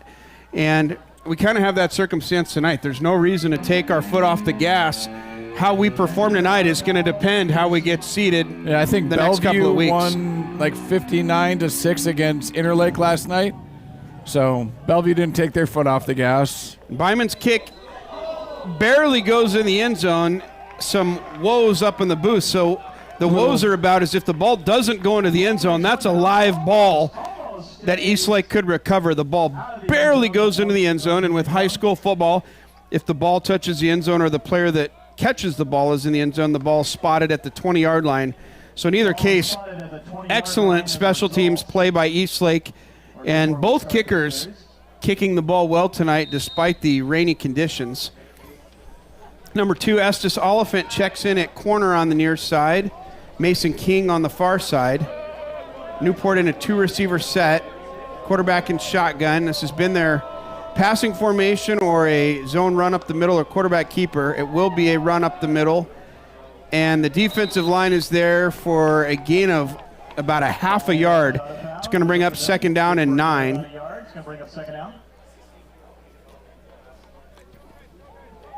Mason and Estes flipping sides. Steiner and Bratlin in the game at outside linebackers. Quarterback, a reverse of sorts, number 3 with the ball. Hit hard by Barrett Bratlin. Good job, Barrett. Honorable mention, safety, Barrett Bratlin coming in and laying the boomstick, as we used to say. And I have to admit, Jeremy, when I saw his name on honorable mention, I reflected on the whole season. Number 33, senior Caden Eaton checks in. But he's had some big plays in these conference games. He had 2 interceptions against 29 tackles. Mount Si and against Bellevue, and last week against Bothell. He was put in some tough positions to make tackles. Agreed. So Newport comes out in a 5-receiver set. Look for the quarterback to scramble here.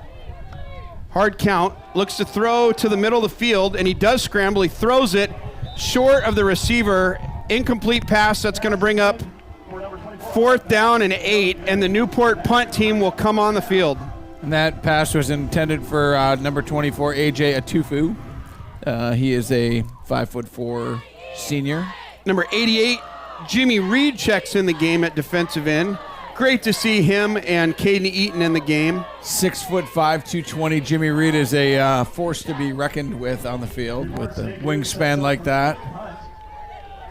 It's an interior defensive lineman missing for Eastlake. Won't matter. Newport's going to punt it, and it's a poor punt. Fighter. The ball goes out of bounds inside the 35, so a net gain of only 13 yards on the punt. Not what you're looking for as a Newport coach. Not quite the 42 that all-conference Jack Steiner's getting. You know what I love about Jack Steiner's style is it's a rugby-style punt. He grabs the ball and he runs with it for a minute. As some of the NFL punters we've seen do it. I coached him in special teams. We'll give you some credit for that, Mr. Budis. But it was funny because he tried out with previous coach Scott Hare, and he did not like the number of steps that he was taking. Eastlake comes with 4 receiver set. Barry Smith in the game with Miles. Barry Smith looks to throw on first down. It's going to be a screen to Miles. Miles wide open. He does have defenders in pursuit. Miles still on his feet across the first down and more. Miles down near the 20-yard line. Pass complete to Miles Johnson. Finally taken down by number 50, Jacob Monsbrun. We've called number 50's name a couple times. Good job by Jacob Monsenbrunton there. Budis checks in the game. Jacob Kim will come out. Again, I love the tunes, Jeremy. This place is rocking. It doesn't feel like it because the stands are a little bit empty with the rain. They are. Yeah. 2 minutes to go here in the half. You know, when you got a broadcast as good as ours, why would you come sit in the rain? Handoff to Miles Johnson. He's got a lot of room to run. Miles walks the tightrope. He goes out of bounds. That'll stop the clock. The officials call for the clock to run. Looked like to me Miles went out of bounds. But the clock will continue to run with the ball on the 3-yard line. Jeremy, who do you give a chance to score a touchdown here? It'd be great to see somebody new, but it would also be nice to see Miles rack up more stats with his career that he's had here as an Eastlake Wolf. I agree. And Barry Smith does hand it to Miles. He cuts back. And Miles cuts back to the boundary side, the short side of the field, for another Eastlake touchdown. The 5th Eastlake touchdown here. 3rd for Miles. All of Miles on the ground. And the first half. What a first half for this Eastlake offense. Miles, there was a pile of bodies in the middle. Good blocking, also good defense by Newport, but the Eastlake offensive line able to get a push, and Miles does what he always does, makes a great cut, and in space he's hard to bring down, puts on a touchdown, and Gill's hold is good, and Byman's kick is good to take the score to 35-3. Now in youth football, Dave, we have to stop scoring, right? That's the rule. 32 points. 32 points, right? So we're there. So we're not going to stop scoring tonight. I don't think we're going to stop scoring. If you're a Newport fan, this is a Eastlake broadcast. We're sorry if that offends you, but we would like to see our boys put a lot of points on the board tonight.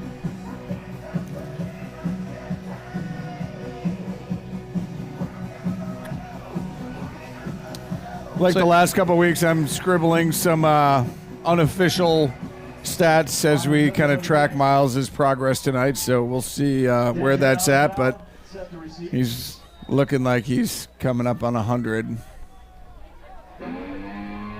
Byman with the kick from the 40. A low kick will go all the way to the end zone, so another great kick. And I see number 25, Jacob Nakukiti, on the field, getting some reps on kickoff team. Jacob, the senior. And what a great, we talk about it a lot, but Byman's like a secret weapon. If you can put that ball that far back and pin teams back, like we saw last week, that's a huge advantage. All right, Jeremy, we've got some new Wolves on the field. Number 32, Rory Johnson, checks in at outside linebacker. Oliphant and King at corner. That's Jacob Kim at free safety. So a quad formation here. Or that was the quarterback over here. Trips formation in the near side. Quarterback in the shotgun, hard count. Read option play of sorts and brought down behind the line of scrimmage by 78, Connor Karsh. Logan Karsh. Connor is the up-and-comer. Connor's the quarterback on the freshman team. His name gets called all the time. That just came out.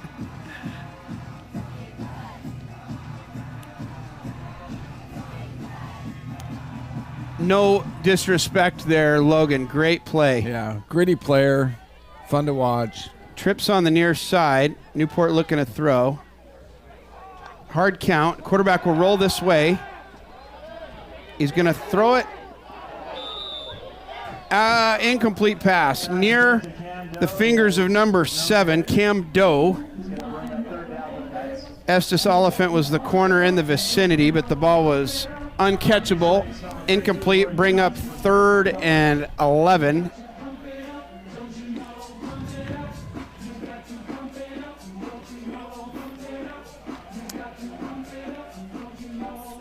Got the pump it up music pumping. I love the pump it up music. Newport comes out in trips formation, same we've seen all series here. Single receiver to the far side, trips to the near side. And it is a screen pass. Its ball's dropped. It's either an incomplete pass or a fumble. If it's a fumble, Rolling on the field was and Eastlake came up fumble. with it. Timeout, Eastlake. That's their second timeout. They have 1 remaining. This will be a full so it timeout. is called a fumble. So It's the fourth down. Eastlake defense credited with a sack. Caden Eaton hobbling off the field just a little bit. There was a fumble in the backfield, and Newport recovered. There is a timeout for Eastlake, though. So Eastlake will get credit for their second sack of the night. Couple of tackles for loss in addition to that. And with 4th and long, Coach Hurd wants to put one more on before halftime. Yeah, 43 seconds left. 4th and long. See what Coach Hurd has dialed up here.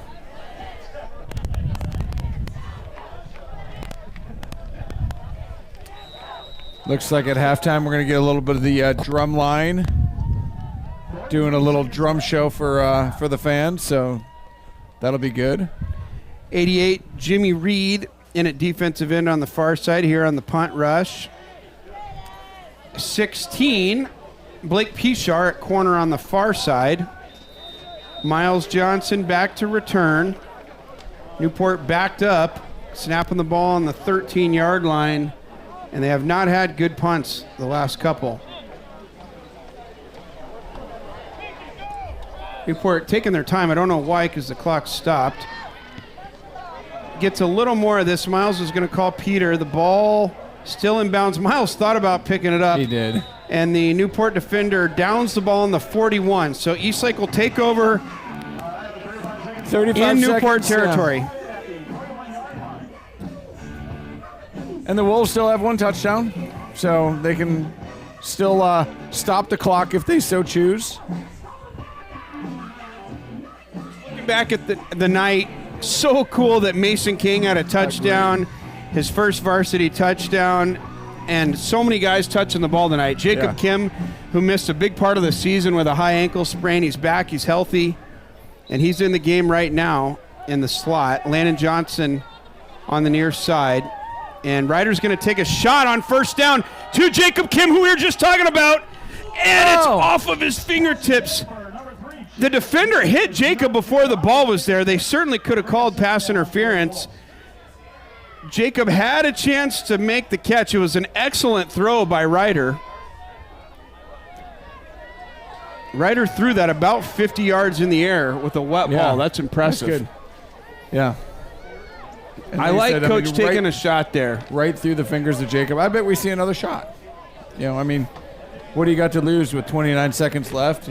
Extend the quarter a little bit by taking a few long shots. And no disrespect to 24 there, AJ, but I like Jacob Kim's speed. Miles motions to the flat, and he's going to take another shot to Landon, who's open. Touchdown! Eastlake! Landon Johnson, the senior!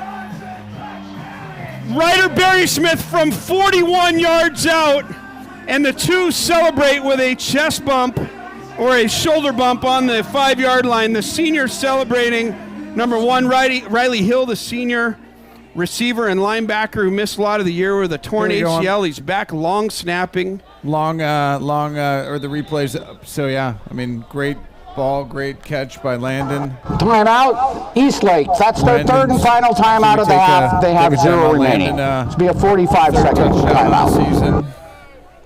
Not quite sure why Eastlake called a timeout. I don't think they had the right guys on the field. They're subbing a lot of guys in the game, getting some movement around the offensive line specifically. And yeah, Coach Hurd burns his last timeout with 23 seconds to make sure that we're focused and executing on this play. And for those of you watching, this is a great time to go hit that like button, right? We have a little pause in the action. You're going to see a kickoff and a PAT here. And on the like and subscribe, if you're on YouTube on your phone, if you're in full screen, you can't see it. But if you make it not full screen, you can see the little thumbs up button. And then we're going to go for 2 here, or Dave. you can subscribe. Also Eastlake subscribe. Offense going for 2. Interesting decision here. Possibly an injury or some other issue. Barry Smith in the shotgun. Hanska on the far side. King and Landon on the near side. Motion, handoff to Hanska. Hanska gets around the outside, inside the pylon. Chase Hanska with the 2-point conversion. Well, we saw that play earlier. A lot of rushing yards for Chase tonight.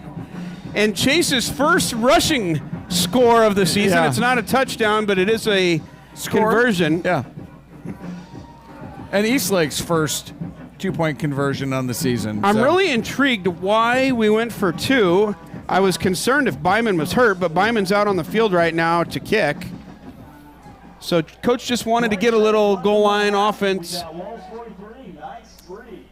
work in here in the first half. Eastlake up 43-3 with 19.9 seconds to go in the first half. Oh. So with a 40-point difference, you go to a running clock in the second half. Interesting. So what we were just educated on is a high school rule that will mean we're going to get out of here faster tonight. That's right. That's right. Yeah. Coach Hurd is ready to trick or treat. Huge kick by Byman, 5 yards deep in the end zone. We didn't ask him that in our interview, Dave, what his costume is today. We do have Ted Lasso up in the booth with us tonight. We do have Ted Lasso, also known as Chris Hanska, the father of Chase, who just put it in the end zone. And he has an excellent costume on tonight. He actually looks like Ted Lasso. Maybe at halftime we can give you a look at him. So a few new Wolves on the field again. Oliphant and King at corner. Looks like Budish is in the game at linebacker. I knew I was going to go trick-or-treating tonight too, Dave. Jimmy Reed. Okay, so it looks like maybe a 3-man front. There's only 3 D linemen in the game. That may be by design. Kind of a prevent defense of sorts. And Newport will go into kneel the ball, otherwise known as victory formation. It's not a victory. No. Jeremy, we've got a surprise for you here. We got to get a look of Ted Lasso here with you tonight. Yeah. I mean, I wore my special hair. I mean, usually my hair looks a little bit... That is in the end of the second quarter. Ted Lasso, you look wonderful. You should be down on the field coaching. I know. In the first half of play. The second half will be played under a running clock. Well, guess what? We like Coach Hurd, but we'd be happy with you on the field. Would be great. Yeah, you should head down there, see if, I mean, at halftime, maybe get the switch. It's a little faster half, so you won't get too wet. So, and take your Wichita Werewolves. All right, that's great. Well, that's the end of the first half, and we are super happy. We're getting a picture up here in the booth for the Graham here. So, Wichita Werewolves. We've got 3 senior dads that love to watch our boys play each other's boys. All 3 lacrosse players also, and we're excited for the lacrosse season. But I'm sad that football season is coming. The chapter is coming to an end. Agreed. But I mean, a little shout out and a plug for the crew that's here tonight. Will be here through the lacrosse season, which is coming up. So our executive producer, who travels with us to lacrosse, Sean Crandall, and Sean continues to do amazing things with this broadcast, and I'm sure we'll take a lot of this over to the lacrosse season. Probably not everything. It's a little smaller crew, but and we're missing Andrew Brill, but we have the old executive producer, Jim Thatcher. Mr. Jim Thatcher, the professor, the one, the only. Yeah. So thank you for being here, helping out tonight on this rainy night. So. And it's funny how things work out with our buddy Mr. Crandall here. His oldest, Thomas, was a very good football and lacrosse player. Graduated this year. He's going to college at San Luis Obispo. Shout out to you, Thomas. But there's another Crandall coming up through the ranks, and he's here tonight. And so Thomas is here tonight. Oh, Thomas is here tonight. Okay. Is he helping throw hamburgers downstairs, or is he watching the game? Okay. But we've got another Crandall coming up through the ranks, and I think we'll see him on the lacrosse field this season and probably on the football season the next couple years. So we've got Sean for a little longer. Jim Thatcher's son Ed graduated last year. Ed was also part of this broadcast team. Ed would broadcast some of the C team and JV games and was, I'll call the Thatcher duo the OGs of the Eastlake YouTube broadcast. And Jeremy, not to toot the horn of this team, excluding ourselves, but the tech team here, the video team, is the best that I've seen for a high school production. I would agree. I mean, the stuff that goes behind the scenes, all of the things that happen to make this happen is pretty amazing. And then add in what our friend Sean Goldie down the way is doing with all of the huddle stuff, which is our separate feed and all of that. So thank you to Sean. I mean, he sits out in the rain and sets cameras up in the end zone and all of that, before every game, scratches his head on why things aren't working and then figures it out right before game time. It's pretty magical. And he never gets wet doing it, so somehow. It's great. Hey, shout out to the drum line down there. We were talking over him, but you're here tonight supporting the football team, putting your own talents on display for the student body to see. We're glad that we could broadcast it here for everyone. Super cool to have the band here tonight, even with the weather. The rain has slowed down a little bit, but it's still coming down, and the band is out there in the rain supporting their fellow schoolmates, so we love you guys. Jeremy, let's talk about the first half a little bit. It started out, Eastlake received the ball, had a huge third down conversion. Jacob Kim set up on a offsetting penalty on a roughing the passer and a holding play. James Ort with a big catch on that drive, and Eastlake goes down, puts first one in the end zone. As you mentioned, Miles Johnson has 3 on the ground, and now Mason King and Landon Johnson also have them in the air. Who am I missing the other touchdown? You had Ort, you have Miles with 3, you have Landon.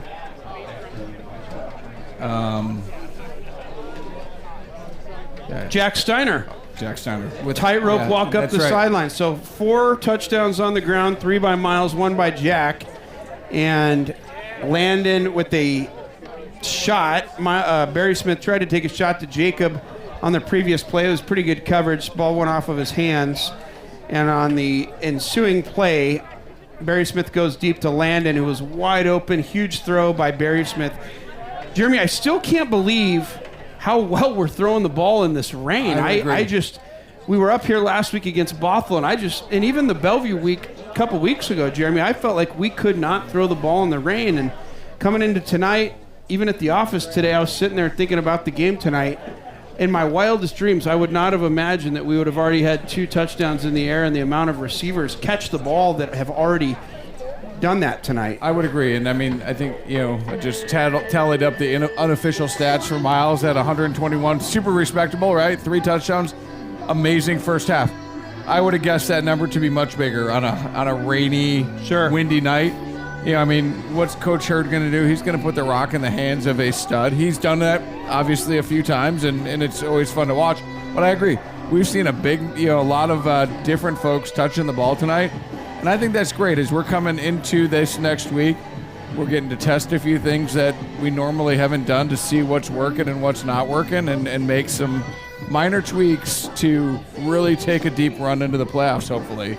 And that's what I wanted to talk about next, is just how difficult the way they've divvied up the King County Conference this season or in the last couple seasons. And we didn't really know what we were going to expect out of Newport tonight. We saw that their defense had given up some points and some yards, but this Eastlake team in conference play, having to play Bothell and Skyline and Bellevue, all teams that are ranked in the top 10 in the state. Agreed. And we've hung with all three of those teams, Skyline and Bothell. We had a chance, I think, to win the game. Bellevue pulled away from us a little bit. But even the other games that we did win against Mount Si, the Mount Si defense was probably the most physical defense that we saw all season. I mean, that game was super chippy. I mean, aggressive, big, strong, and not afraid to go in there and make a play. So. And Woodinville is not a bad team tonight. I don't have in front of me who they're playing, but I would suspect Woodinville is also another good team with a record that doesn't look that good. They play North Creek tonight. I think that's actually because Woodinville went with no wins this season in the Crown. So I think they're playing North Creek to also decide if they go back down the division. I think it's we're in the Crown to go to the Crest. For next season. For next season, right? You saw that last year with Issaquah, right? Issaquah was in the Crown last season. They moved down because they didn't have the history. And so I believe that's how it works, is the bottom team in your division plays the top team in the division below you to see if you get to go and play. So, it's not well published. You and I were doing a lot of research the last 2 weeks of who do we play this week? How do they decide that?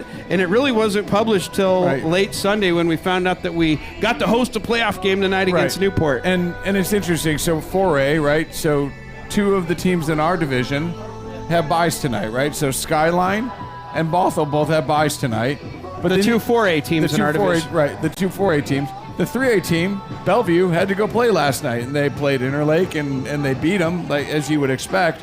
But like I said, it's a science that I don't know that any of us really understand. What we know is we're getting more competitive football. We are in the toughest conference in the King Co. is what we know. And Eastlake is a very, very good 3-win team. And so the 3 losses in conference play were to Bothell, Bellevue, and Skyline. The 4th loss was to Tumwater, who is, I believe, ranked 2nd in 2A, and Tumwater could hang with most of the 3 or 4A teams. Agreed. And I think, you look through this, I mean, there's some, the schedule today and tomorrow is, there's some obviously mismatches, but that Puyallup Graham Kapowsin game. Oh, boy. I'm excited to see what the outcome of that one is. They're playing that right now, so we'll look at that when we get home. And there's a couple others. If we go, Lake Washington and Hazen is an interesting matchup. Yeah. Lake Washington's undefeated 8-0. Hazen's respectable. It'll be interesting the outcome of that. And some other games out there that we're keeping an eye on. Lake Stevens playing Arlington. Kennedy Catholic on Mount Rainier. It's just going to be interesting, some of these teams, because it's going to depend who we play next week. Right. Moses Lake is another team, I believe, that's undefeated. Camas is up there, and just kind of looking, Jeremy, I was looking earlier in the day with our good buddy Justin Stiles. We were trying to figure out the WIAA power rankings. I was informed don't necessarily determine who you play next week. It's a seeding process. It is. There's a seeding committee that meets on Sunday. I think they look at the power rankings and they, all the different stuff, and they debate back and forth. But at the end of the day, it's some people that are deciding the seeds, and And Eastlake again in the rankings right now is 25th on the power rankings. They're the highest ranked 3-win team. But I think you could see by the performance tonight, this team is not a bad team. We were talking about with Coach Hurd, they've just had a brutal schedule. Right. It's kind of like when, South Carolina or Arkansas's 2-6 in conference play, but they come play Wazoo or Oregon State and they can blow them out. It's just a tough conference. And I really think that plays to our favor as we go into the playoffs, right? I mean, as teams look at our record, I think it's pretty easy to say, oh, they're not that great, and kind of look past Eastlake. And I don't think this is a team that you want to look past, right? Like, there are a ton of amazing athletes on this team. They're competitors. All right, what do we have? We were talking about it the other night. I mean, you got Colby Johnson, who's committed to Colorado to play football. You got Landon Johnson, who's committed to Cornell for lacrosse. You got Miles Johnson, none of them related, committed to Towson for lacrosse. You got my son, Nolan Budish, who's going to go play NCAA cross in a school in Idaho. Who are we missing? I'm sure we're missing somebody. And there's some of these juniors are going to be playing college athletics also. And then the baseball guys, they don't have offers at this point, but you have some really good baseball players on the squad. So I mean, you got competitors, right? We talked about that with Coach Hurd. The lacrosse guys won a state championship last year. The baseball guys were in the state championship game. They lost.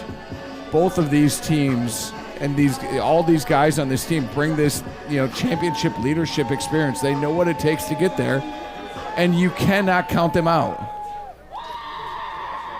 Well, our good buddy Jim Moore, footlong. Who wants a footlong? Oh yeah. My buddy Jack bringing Jack. If you have not seen the YouTube video, what game was that? Was that not last week, the week before? Jack had a sack, and he did a little dance. Jack, did you do a little booty dance last week? What game was that, Jack, that you did the dance? Was that Bellevue? Bellevue. I can't believe he didn't get thrown a 15-yard flag, or maybe he did. It's a good video. So Jack, if you haven't seen the youngest it, brother, watch. or youngest sibling, I should say, in the Ort family, the younger brother of James Ort III. And Jack is a huge freshman. I think he's listed at 235 pounds. Sorry, he's listed at 260, but he only actually weighs 235, don't worry. Right, yeah. And what Jack and as a freshman, you're like 6'2", 6'2". So, Eastlake squad comes back out on the field. There's a bright future there. I'm going to eat a hot dog tonight instead of a hamburger last week. So, as we're sitting here, Jeremy, I'm looking down on the field, and number 5, J.R. Gill, and number 6, Oliver Stiles are warming up as if they might get a little playing time tonight. It would be great to see either of them in the game. No disrespect to Ryder. Ryder, you're our horse all season, but I mean, fun to see some other guys get some play. Right? Yeah. But as you're coming in on a running clock, it will be a running clock here in the second half, so it's going to be a fast second half. My buddy Jim Ward up here, he should be enjoying the game, watching his son have 2 sacks tonight, a tackle for loss, a big catch down the field, no Dribble Kings moments. But I'm here, sir. But all he's trying to do is ask me if I want something to eat.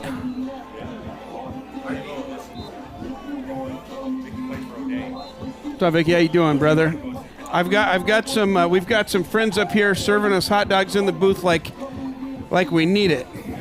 They even let O'Day guys in the booth, I guess. We like some O'Day guys. There's some.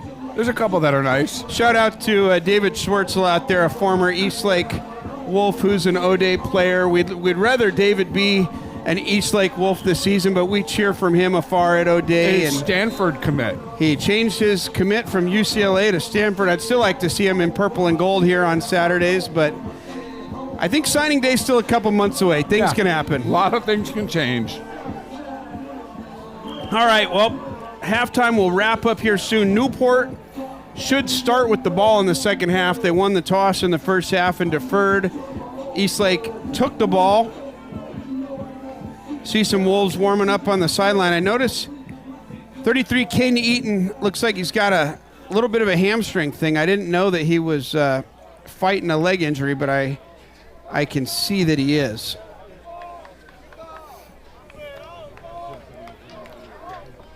Well, the rain has turned to a light drizzle, more of a Seattle rain than we're used to. But man, was it raining hard there at the end of the first quarter. The fans that are here, I would bet the over-under is most of them are senior parents, because if Eastlake loses tonight or lost tonight, this would have been the last game ever for this 2026 senior class for Eastlake. But the way this game's going, it looks like Eastlake will come out victorious. This will likely be the last home game of the year, And Jeremy, you and I will be on the road wherever we are next week. I hope that it's not in Camas, but it might be. Well, and I don't know. I mean, we're still waiting on if we can even broadcast. Ah, good point. So those of you that are watching, there are some WIAA rules, the state of Washington allowing third-party broadcast. They may require that the NFHS or their own people do it. So yes. This may be our last broadcast of the season, Jeremy. We don't know. I might shed a tear over that. I might do. I mean, maybe we do a den interview next week if we can't broadcast. How about this? We just set the cameras up. Sean, I've got an idea. We're just going to set the cameras up in your living room and record the TV, and we can broadcast whatever the... Oh, like the Manning cast. Yeah, yes. We're going to do the Manning cast. That's a new idea. That might have just been birthed into existence. Yeah. Then we wouldn't have to sit in the rain next week, that Jeremy. might be good. We would support these Wolves wherever they go, but we'll find out our fate soon. Well, Jeremy, what's the over-under that Byman boots this one into the end zone?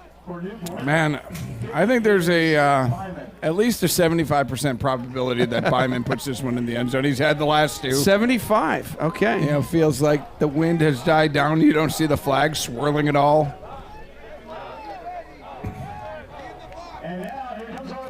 I don't think I would bet against you. So the officials were getting dry in the officials' locker room, so they make their way back out. I'm sure that they were having some hot cocoa and other sundries. I saw a funny interview with Baker Mayfield earlier in the season. It was super hot out, humid, maybe even rainy, and Aaron Andrews, the halftime reporter, said, "Baker, how do you handle this weather? What'd you do at halftime?" He said, "I changed my pants." Yeah. I think the officials may have changed their pants. Yeah. And here it is. Byman boots the ball, and it is In. 5 yards into the end zone, in between the A and the K of Eastlake.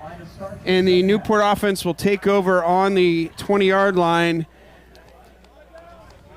Jeremy, if you're Newport's coach right now, or even the players, and they don't have a lot of depth on the sideline, what do you do different here to get some momentum in the second half? Well, I mean, we really like the quarterback scrambling. He's an athletic guy, right? So I think maybe you let him do a little more of his scrambling. I think trying to get the ball into number 24's hand. I mean, he's had a couple of decent runs. And it is a quarterback keeper. Blake Pichar in pursuit, and Estes Oliphant knocks him out of bounds, but not before he. Oh, sorry, not Estes. That's number 9. That is Richard Ow. Richard Ow. I saw the single digit. I thought it was Estes. That was Richard. Good job, Richard. Yeah, senior Richard. And Jacob Naukukiti in the game here at outside linebacker, the strong safety position.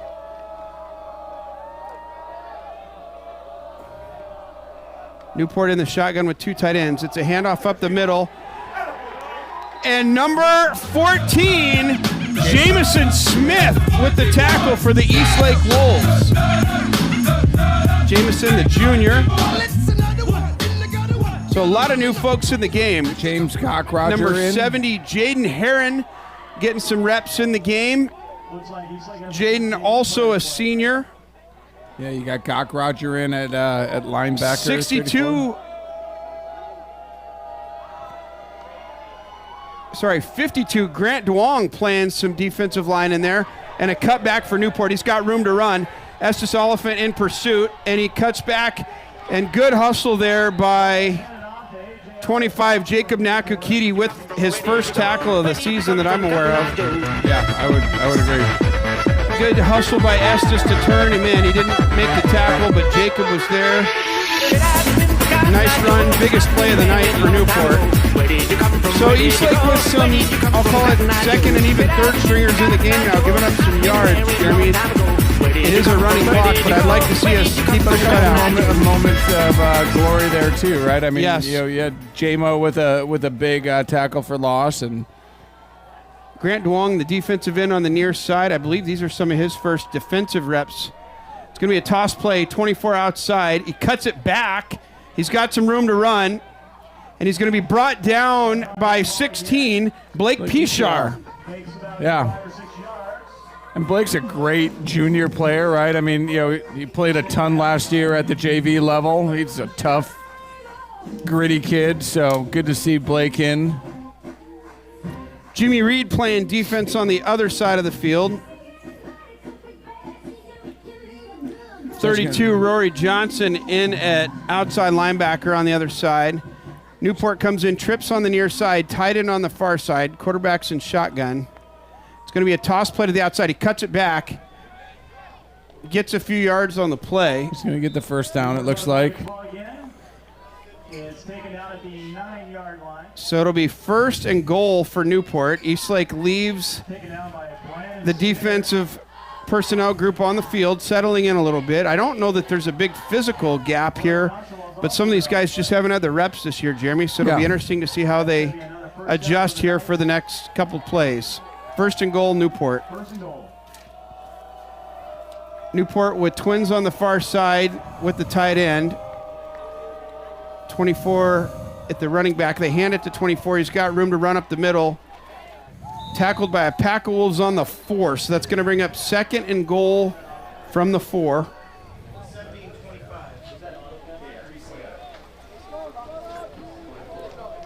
Number 24 in the carry had a good drive here so far. AJ Adofau. AJ, if we're pronouncing your name wrong, I apologize. I promise you Dave did it better than I did, so. Okay, they come out in a 5-receiver set. Look for a quarterback draw here. Newport in the shotgun motions 24. Nope, they do go a quarterback draw. And Karsh wraps him up on the 2. Logan Karsh with a great defensive play there. For a second, I thought that the quarterback handed the ball off, but it looked like it. Tristan Radigan, a very athletic quarterback, keeps it himself. So it's 3rd down and goal from the 2. Big down for Eastlake here. And I would guess they're going to go for it on 4th if they don't make it here on 3rd. So their best lineman is 79, who I believe is their center right now. Look for him to run right behind center. Daniel the handoff, Trostel. no, it's a toss outside. Eastlake in pursuit, able to bring him down. Grant Duong, the first one there. Jacob Nakukiti also in. So 4th and goal for this Eastlake defense. Trying to keep Newport out of the end zone for the first time tonight. Newport was able to come up in the second quarter with a huge 43-yard field goal. But this is by far Newport's best field position against the Eastlake defense all night. Huge 4th down here for Newport. Again, number 79, the center, is their best offensive lineman, DT. The Eastlake and sidelines loud. It's a quarterback, and he's got a receiver. And number 2, Estes Oliphant, gets his hand on the ball and knocks it away. What a great defensive stand. What a great defensive That was stand. a tough play because you couldn't tell if the quarterback was going to run or not. I was a little bit worried that Estes was out of position, and he came up and bit on the run, but he drops back. And his long wingspan reaches up there and just bats that ball out. So great D by Estes. Great D by the Eastlake squad. It turns over, and that great field position is going to get turned around. All right, Jeremy, so J.R. Gill checks in the game. I believe that this is an opportunity for the longest Eastlake offensive play ever. It was on the record board. If we take it to the house, there could be a record here. A few new receivers in the game. 92 yards is the longest run. Oliphant stays in the game. J.R. Gill in at quarterback. J.R. hands it off first play. That is 32. Rory Johnson with a nice gain on first down to give Eastlake some breathing room across the 10-yard line. It's going to bring up 2nd and a couple. 4:30 to go in the 3rd. So, Jeremy, this game is flying by. Newport chewed about 7 minutes off the clock on their first drive. If you never stop the clock, it goes extremely fast. Yes, it does. That's number 10, Reeve Doshi out at receiver on the far side. Kim in the slot on the far near Estes. And another handoff to Rory. Rory weaving through traffic, gets a first down and more across the 16-yard line. And Jeremy, I'd like to give a shout out. Ethan Rogers in the game at receiver. That's great. I believe the first time since the Williams Field game. I thought it was Gig Harbor, and it was like the first or second play of Gig Harbor he went out. Ethan, so good to see you out there, brother. Ethan, a senior, worked his tail off in the offseason with 7-on-7 and weight room and speed training, and just a super unfortunate injury early in the season, and he's back on the field here at receiver. Yeah, JR looks at Ethan, and he got it. He got it? Yes! Ethan Rogers with his first catch of the night. Welcome great back, to see Ethan. him back. Yeah, great to see him getting some action here. So, and J.R. Gill with a nice completion there. Yeah. J.R. Gill, the senior, battled for a starting job this year. Barry Smith, who was honorable mention last year, all-conference, retained the starting job. And J.R. has come in and had some big plays at certain times of games. But great to see him getting a series here tonight. J.R. hands it off to Rory around the outside. And still on his feet across the 20. Rory's going to pick up a couple. Not as much running room as Rory would have liked there, but Rory able to drive forward a couple of yards and brings up 3rd and 6 for the Wolves.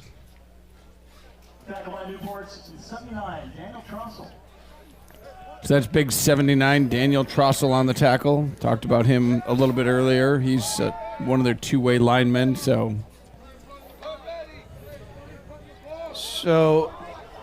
seniors Ethan Rogers and Oliphant in the slot on the near side. Nobody's on Oliphant for a first down here. It is a swing pass to him. No, it's to Rogers. He catches it. And it looks like he got just enough for a first down. He did. So Ethan Rogers with 2 catches on the drive.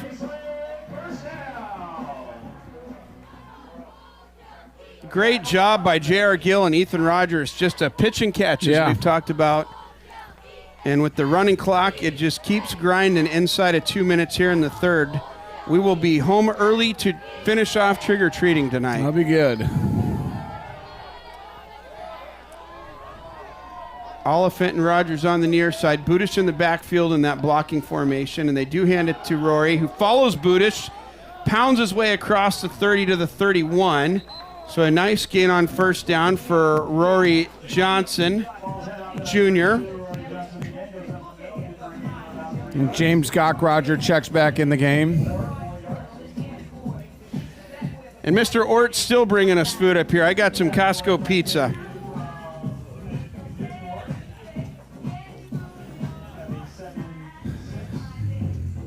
It does look like most of the starting offensive line is still in the game other than Waldron and Painter. Jared Gill is going to be sacked. Couldn't quite tell what the miscue was there. Jared Gill didn't like what he saw, and he tucked the ball and ate it. So it'll bring up 3rd and long for the Wolves. And just a couple of guys just came in slightly untouched from the middle, and like I said, tough to react to that when you got a couple of big boys coming at you. So 3rd and 8 here. Jared Gill, we haven't seen him show off his arm, but he can throw the ball. Similar depth to Ryder. It'd be interesting if Eastlake takes a shot here or looks to convert near the sticks. So it's Rogers and Oliphant to the near side. Delay a game on the offense. So Eastlake will have to huddle up again. It's going to bring up 3rd snap, and 13. delay of game offense, 5-yard penalty. Please start the clock. Please start the clock. Thank you. That's the end of the third quarter. So at the running clock, that takes us to the end of the third. Eastlake up 43-3. No score in the third period for either team. Newport started the ball with the ball in the third and 7 minutes off the clock. And now Eastlake moved the chains a couple of times and moved out to the... So we're going fast. I'm going to do a shout out quick again to our sponsors. So Kinson and Kinson Homes, thank you for your years of support to Eastlake football and other programs and clubs. Kinson and Kinson Homes, East Side and Seattle's home experts. Next, we have Pine Lake Ale House. Thank you for your years of support of Eastlake High School and Eastlake High School football. Please join us for breakfast on Saturday and Sundays. Pine Lake Ale House, craft beverages, tasty eats, good times, and the best atmosphere in town. Cheryl Hill, Compass Real Estate, helping Sammamish neighbors find their place to call home. Thank you, Cheryl, for your support of Eastlake football. LBM Travel Incorporated. Thank you for your support. LBM Travel. Let Leanne be your expert guide to travel and savings. Pepe Material Handling. Thank you for your newest sponsor, Pepe Material Handling. We appreciate your support of Eastlake Wolves football. And last but not least, Clock Bradley will start Distributing. on my whistle. Big thanks out to Bradley Appliances, helping families on the east side with trusted appliances and great service. Also, we're going to go to the fourth quarter. Doshi and Estes on the near side, Kim on the far side. And JR throws it to Kim. Nice throw, nice catch. And Jacob Kim still on his feet near midfield. What a great catch. And run. I mean, that second effort by Jacob on that play was great. And Jacob, again, coming back from that high ankle sprain in week 3 against Tumwater. So good to see Jacob back on the field and having an impact.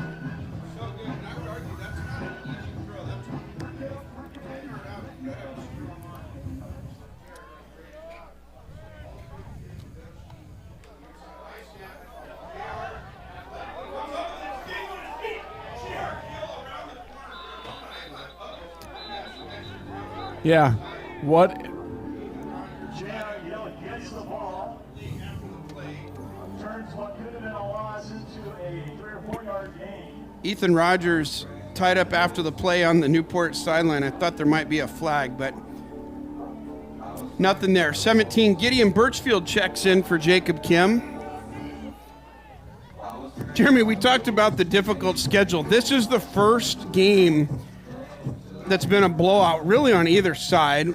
We've had some that were close, but we haven't had any soft games to be able to get everybody playing time like this. And we saw a little bit in Gig Harbor at the end, but other than that, I would agree. JR rolls out.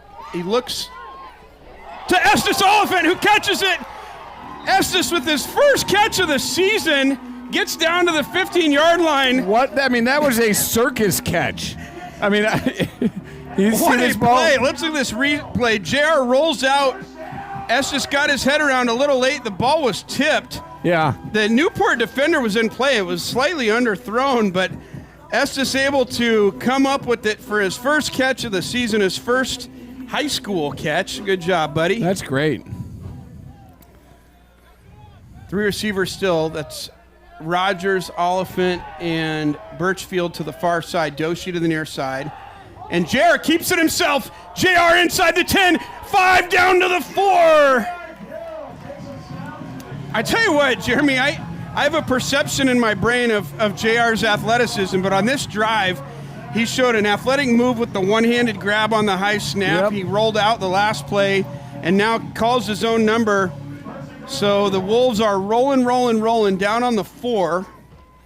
And JR Gill in the backfield with senior 26 Adam Barrick. Let's see who gets the number called here. And JR does hand it off to Barrick, who gets down. Barrick with the touchdown. Into the end zone. Adam Barrick with the touchdown for the Eastlake Wolves. And Adam did some running in Gig Harbor, right? Had quite a few yards in Gig Harbor, but he didn't get a touchdown. So that is Adam's first Eastlake touchdown. And, in week 9, that's a long season to go without a touchdown. But great job, Adam. Fun to see you impacted out there tonight. So fun to see some of these guys celebrate, and these seniors have played together, a lot of them since 3rd grade. A great group we've got down there. And Byman will come on the field to put the 50th point of the board. Kind of a tough hold there for JR. Good job to get the ball down. And the clock will continue to run even after the score. Riley Ruhill, good job. Loving seeing you celebrate down there. Nice snap. Give a shout out to the cheer sponsors real quick. Inspire Dance Academy, Precision Chiropractic, Deluxe Lash and Skin, Seattle Search Group, Hensel Phelps Construction Company, Sherrill Hill Compass Realty, Studio B Portraits, Premier Mechanical and Electrical, Seattle Yachts, Dale Carnegie, Amy Barley and Lori Bauermeister Real Estate, and Glow Airbrush Tan. Thank you for your support. Thank you to the cheerleaders for being out here tonight in the rain. It's not an amazing night to cheer.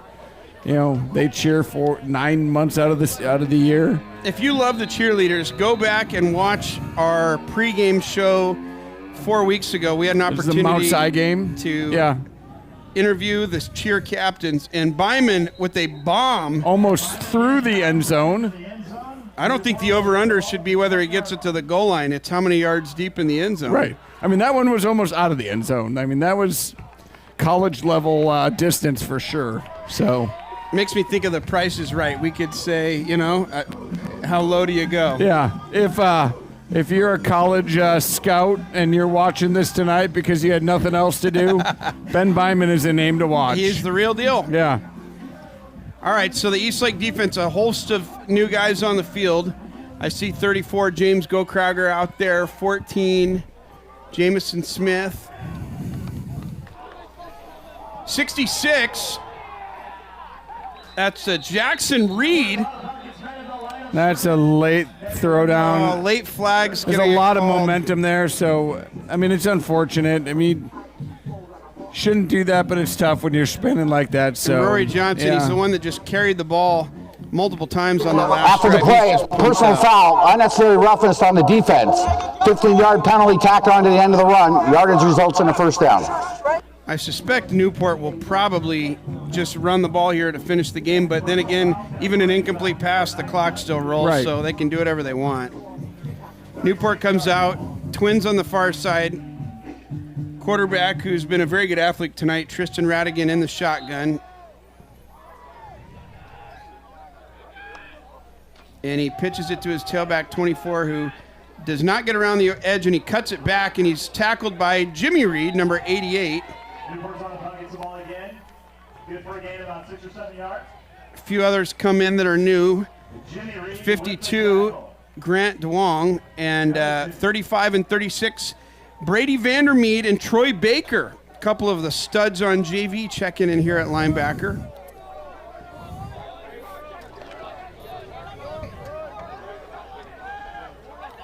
Richard Owl back there at safety. And Newport will throw. Quick out route to the running back. And Rory nearly had him, and Pichar the next to get a piece and bring him down, but not before they pick up about 10 yards on the play. That'll be a first down for Newport.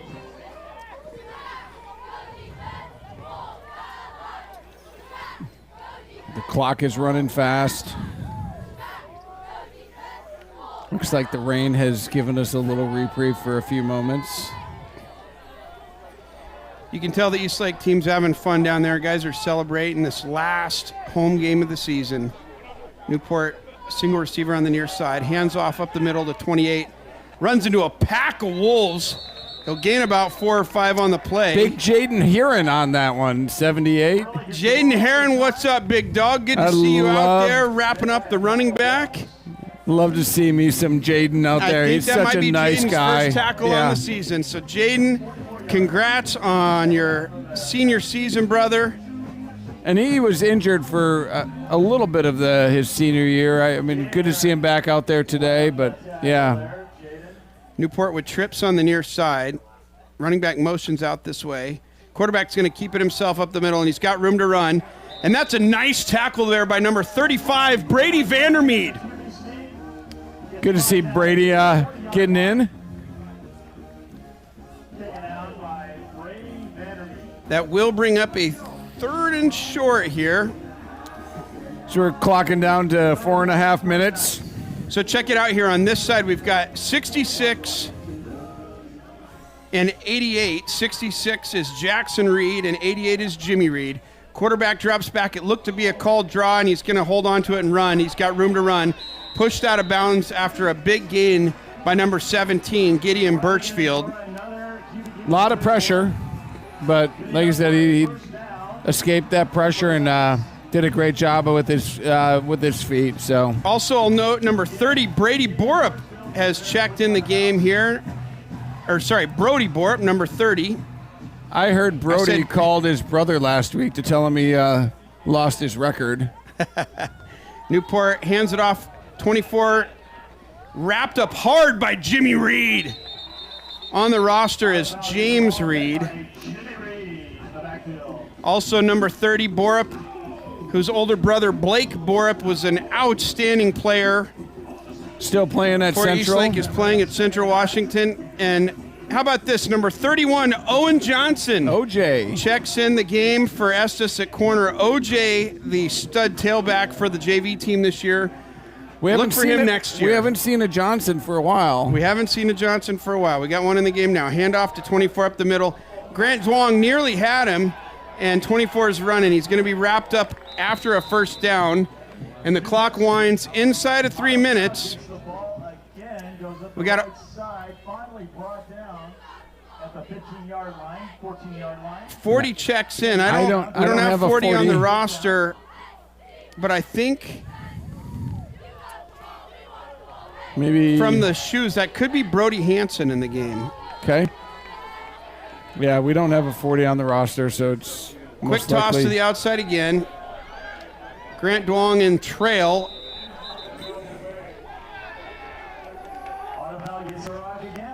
And check this out. Number 6, Oliver Stiles, getting his first varsity reps on defense. Coming in at safety. And Oliver Stiles is a quarterback, but trust me, Oliver can hit. I am watching Oliver on this play lay the wood. JV season's over. Oliver doesn't have to protect his shoulder until baseball. And it is a toss to the near side. And wrapped up by Jackson Reed, number 66. Down by Jackson Reed. Oliver Stiles was running full speed, Colby Johnson style, like a wolf hunting for a deer. But Jackson Reed just sucks him up. Jackson did. You know. 3rd and 4, 3rd and 3. Trips on the far side.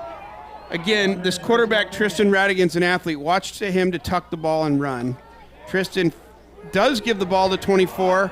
Grant had him, but not enough.